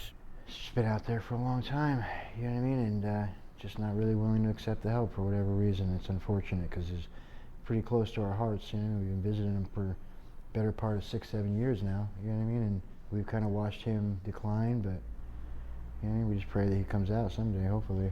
Come on, dude. There is nothing that... Perfect, let's go. There's nothing holding you back, let's go. A total change of life. 100%. And this is a good positive change. No, you're exactly right. 100%. I agree with that too. I really do. Because money and stuff like that. Jay, let's go. When you say unwilling to accept help, what do you mean by that? I mean, we've tried from every angle, you know what I mean? Every angle. We've offered him everything. We've talked to him hundreds and hundreds and hundreds of times, explained it to him, like, just, I mean, there's really nothing else we can do other than tackle him, you know what I mean? He told me that he's been waiting for his ID for 10 years. 10 years I've been trying to get my ID. I'm still ID-less. Yeah. Comes in, it could happen in 30 days. I've told him that 1,000 times. Think about this, what's the biggest anxiety in your life right now? Probably rent. Never have to worry about that ever again. Never. Just that alone, right? Never paying a bill. You don't ever have to be anywhere ever again on time. There's a certain twisted freedom in that, right? There's a twisted freedom that you've let go of society. You've just let go. And you're living very primal, very what's next, what's next. There's not a whole lot of planning, right? All that, it's gone. Yeah, I mean, I lived in an RV for maybe 2.5 years, and there was something sort of exhilarating about knowing that, okay, if I have this and I can pay for gas, I never have to check into a hotel, never have to pay rent, never have to check in with anyone. I can just go to a parking lot and sleep here tonight, somewhere else tomorrow night. All gas, and no there is breaks. something that's like, I wouldn't even call it twisted for myself, because obviously I wasn't what they would call homeless, but you know, I still didn't have a house or an apartment or a place to go back to. I didn't have running water, didn't have showers, showering at Planet Fitness, going to different gas stations every day and surviving off beef jerky and mixed nuts. I felt like I had escaped this society's matrix or something. And I would see people going to work every day and think, thank God that's not me. Get frustrated. I mean, I think it's part of human nature, right? Like I want the best for them because I know what's on offer for them, but like it's that balancing act of understanding that like I don't really play a part in that piece of them getting to a place where they're willing to accept help. I don't, right? Like they have to get there. I'm just going to keep showing up and keep offering it and keep looking for ways to poke at them and tell them that I love them, you know what I mean? Be that safe space. This is honestly like a horror movie where it's like the twist is that they've been offered the help all along, right? Or like Twist is that man is the monster that you've all been hunting. Bruh. Like, it's just because it's like you spent the entire time thinking about how terrible their circumstances are. This is really an amazing piece of journalism, especially how he sandwiches it all together. And then he's like, there's an actual foundation. And not only that there's this foundation, it's like, man, do the people in the tunnels, do they all know about? Not only do they know about him, this dude knows them personally. Saved some of their lives in other circumstances. Like, holy fucking shit. When they're ready. I guess they'd have to really like digest the first step. 100%. And just be like, I'm powerless. I can't help myself. Yeah, and let's be fair, like, there's no part of them that doesn't understand that, right? They understand that. It's just, they don't want it yet. I understood I was powerless forever. I even understood my life was unmanageable. I just didn't want to stop. You know what I mean? Yeah. So it wasn't a thorough first step experience, right? It was like 95. I still thought, like the jaywalker, I thought it'll be different this time. Just one more time. I think it takes a truly like horrific, disastrous life experience for you to actually want to be sober and enter recovery. At least for me it did. I was like, I had to hit a point where I was like, I have to stop or my life is gonna actually fall apart. Sometimes you know you have one shot left. Yeah. And that's not to say you wish something bad would happen to anyone, but until I think they reach a moment where they're like, holy shit, I'm gonna die if I don't get clean, or at least fade into oblivion somehow. I'm sure you've seen the YouTube videos and like some of the local folklore, and this concept of mole people has become this urban legend in Las Vegas. Trash. We were talking to people on the streets, random people on the strip, and they were like saying they make like child snuff films down there. Some would send something that someone actually said they glow in the dark because they haven't seen sunlight. in like a year. They're not real people. They're all like dismembered. It's all like a big incest ring of just rat people underground. Like, It's interesting how the oversaturated media of the tunnel has kind of created this urban legend that it's like the sketchiest people and that it's this like vast underworld of It's the criminals. fear of the unknown. There's not one place in this world where that hasn't had an effect, right? It's the fear of the unknown, so I assume. I assume because I heard that, you know what I mean? Like, that's really why the name is so important to us, right? We want to shine a light on this, a true and honest message of what it really is, right? We take out as many people as we can from all walks of life to show them. Because what happens is then they become our advocates, or they become the advocates for the people that are living there. That this is really what's going on. It's not this crap you're telling yourself. Like, I hate that term, Mo people. It makes my fucking skin boil. How come? It's just like, it's disrespectful, right? It's no different. It's like a, I don't want to, it's like a, it's a lack of understanding. It's a lack of empathy. Because those are somebody's brother, sisters, uncles, cousins, grandmothers that fell on hard times for whatever the reason, right? And there's not one family that I know of that hasn't been touched by addiction, mental health, bad luck, right? And we all know what they feel. We all know what they feel. We just haven't all felt it at the same exact time to this extreme, right? We all know hopelessness. We all know depression. We all know isolation, separation, disassociation, right? Lack of hope, thinking we're powerless, thinking it's not going to work. Like, of course, those are common, right? On a daily basis. But they're feeling it in that perfect storm all in one time. You know what I mean? How are they going to get out of it? How powerless did you feel in those moments when you didn't have hope, right? Somehow you were able to walk through it, right? But they're not, because it's so overwhelming and all happening at the same time. You know what I mean? Like, so it's like, to say they're mole people, it's just another way to hold them down. Yeah. When the reality is the shame is on those people, right? Because they're not doing anything to fix the problem. Yeah. All right? So instead of looking at myself, I'm going to shame you. I feel bad for calling them mole people clean. now. If you'd like to donate to Shine a Light, you can go to their website, shinealightlv.com. I don't care that much. I'll leave the link in bio. And if you live in the Vegas area and want to help, maybe consider volunteering on Wednesdays.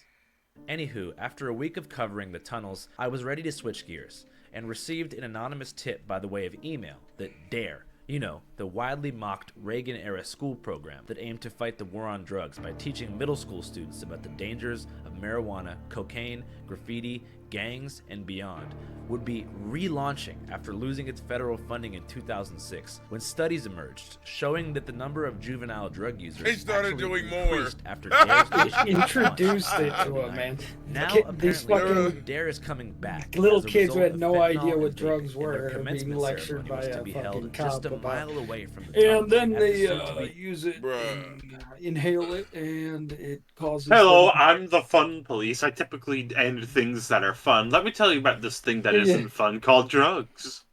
You know what's crazy anonymous though? tip by the way of email that DARE, you know, the widely mocked Reagan-era school program that aimed to fight That's the war crazy. on drugs by teaching middle school students about the dangers of marijuana, cocaine. My dad rolls joints that look just like this, but we didn't smoke Alright, joints. I gotta that go look check up on the old man. I'll be back. Check up on him. My dad rolled joints that looked just like this. They were like kind of fat. Like you're supposed to smoke them with a crutch. You know what I mean? You're supposed to wrap a crutch around there. I used a Yu-Gi-Oh card. Graffiti, gangs, and beyond. Why would is be your mic relaunching after losing its federal funding in 2006, when studies emerged showing that the number of juvenile drug users actually increased after DARE's nationwide launch in the early 90s. Now, apparently though, DARE is coming back as a result of fentanyl and vaping, and their commencement ceremony was to be held just a mile away from the tunnels at the soon-to-be demolished Tropicana Casino. So we packed our bags, headed over there, and immediately spotted a pro-drug protester outside the building, who apparently had just been kicked out. Daryl Gates said, quote, every drug user should be shot and killed in the streets. But I do believe that we've got to get serious. That is the center and core tenet of the DARE philosophy, by associating drugs with violence. Drugs are not violent. Try doing some. Legalize heroin!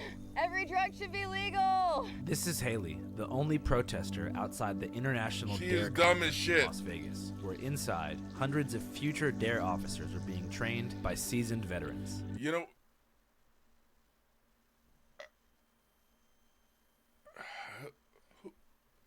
all right, let's get to him later. All right, Fucking Johnny Bravo. All right, look. What I want is everybody who has ever had a relative or a child or somebody close to them die of drug overdoses to just fucking attack this bitch verbally with your pain. You know what I mean? Do that thing like, how dare you? And you know what I mean? This is Haley, the only protester outside the International DARE conference in Las Vegas, where inside, hundreds of future DARE officers are being trained by seasoned veterans. Oh, like all right, Retro man. Bill, who once told me, by way of a roll-in TV set in 5th grade, not to do cocaine or join a gang. These illegal drugs are always bad for you. Marijuana is also a harmful drug. Say no. Get the police involved to help you solve gang problems. Man, could you imagine being 45, being like, yeah, I need you to dress like you did when you were 20 and doing those fucking commercials? I don't know if I have the same kind of body. We'll fix you for your His hair is balding and stuff. It's like, we'll get the wig, we'll pompadour it, and get you a bag of shit. Problems in your community. And somehow, there I was, face to This nigga is not looking good, bruh.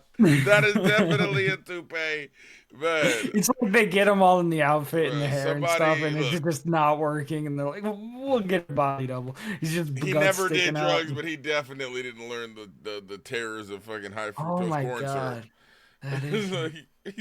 faced with him in my hotel room. Retro Bill, capital R-E-T-R-O, capital B-I-L-L, also known as the International Dare Safety and Self-Esteem Buddy, official title. I've been motivationally speaking professionally for 25 years. We never know. You could watch a documentary on television. You can see a news segment on TV, right? You can read a book. You can read a quote, right? You can hear a Stop speaker fucking speak. snapping your You can hear a fingers. teacher, a counselor, a This police isn't the officer, 70s. a retro bill, and all of a sudden, just know this, something will click for somebody in a positive way.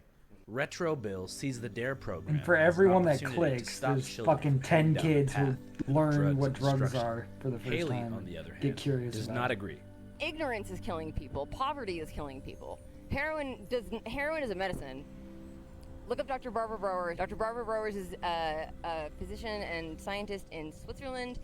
I'm sure whoever this doctor is, she would disagree with what you're saying. Like, she is bastardizing all of my work. It is nothing like she is saying. Using heroin to treat schizophrenia and other psychiatric. It's a pretty Yes, they have to have schizophrenia. You do not just take heroin on Tuesday because you fucking feel like it, bitch. That is not what I advocate for. Strong medicine, though. Well, yeah, but anything can be, alcohol is a pretty strong medicine, but yet we still can drink beer. Yeah. You can have beer, you can have jungle juice, moonshine stuff, like. If you'd like to see our complete documentary, DARE Conference, which features interviews with the president of DARE, Retro Bill, the DARE Student of the Year, DARE Officer of the Year, the captain of DARE Mexico, and other concerned school security officers, go to our Patreon, www.patreon.com/channel5. Again, that's www.patreon.com/channel5. The Dare Dog. Shilling your we are a Patreon. completely independent, primarily crowd-funded news organization, and most of that funding comes from our Patreon, where supporters pay $5 a month to gain access to an exclusive catalog of unreleased, extended, and uncensored content, as well as a behind-the-scenes show called C5 Newsroom, which you can only see on Patreon. Anyways, if you enjoyed this documentary and want to keep us on the road, consider supporting. Have a nice day. Channel 5 live worldwide, Hollywood. God damn, bro. That was another fucking banger of a goddamn interview. Live. Fuck the authority, Channel 5 News. Channel 55. We don't fuck with custers. And 5 is. Now I know you think you all that, and maybe I should tip my hat. Fuck that. Fuck you in the horse you rode in on.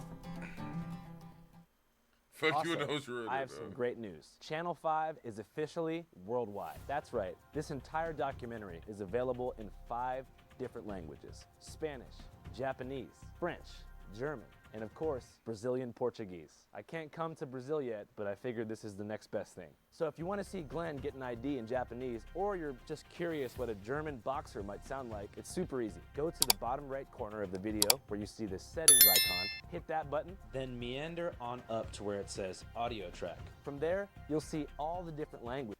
en los que este video está disponible. Experimente. E isso não é uma dublagem. Nous avons engagé une véritable teams of human voice actors from across the whole world to join our new Channel 5 translation team. Announcement 2. For the past 3.5 years, maybe almost 4 years now, I've been working on a secret film. I don't want to tell you the name yet, but I've been working behind the scenes in complete secrecy on a pretty massive project. And I'm so excited to say that the first draft of the movie is finished. It's finished, it's complete, but I'm not ready to put it out yet. I want to do like a test screener, so I booked a theater in Boston called the Chevalier. The Chevalier? June 13th, Chevalier Theater. I'm basically just gonna premiere the rough draft of the movie for a live audience. I'm gonna be there doing a Q&A, it's gonna be a good time. So if you wanna come to my movie screening, you can buy tickets to Untitled Andrew Callahan film screening at the link in the description. Canal 5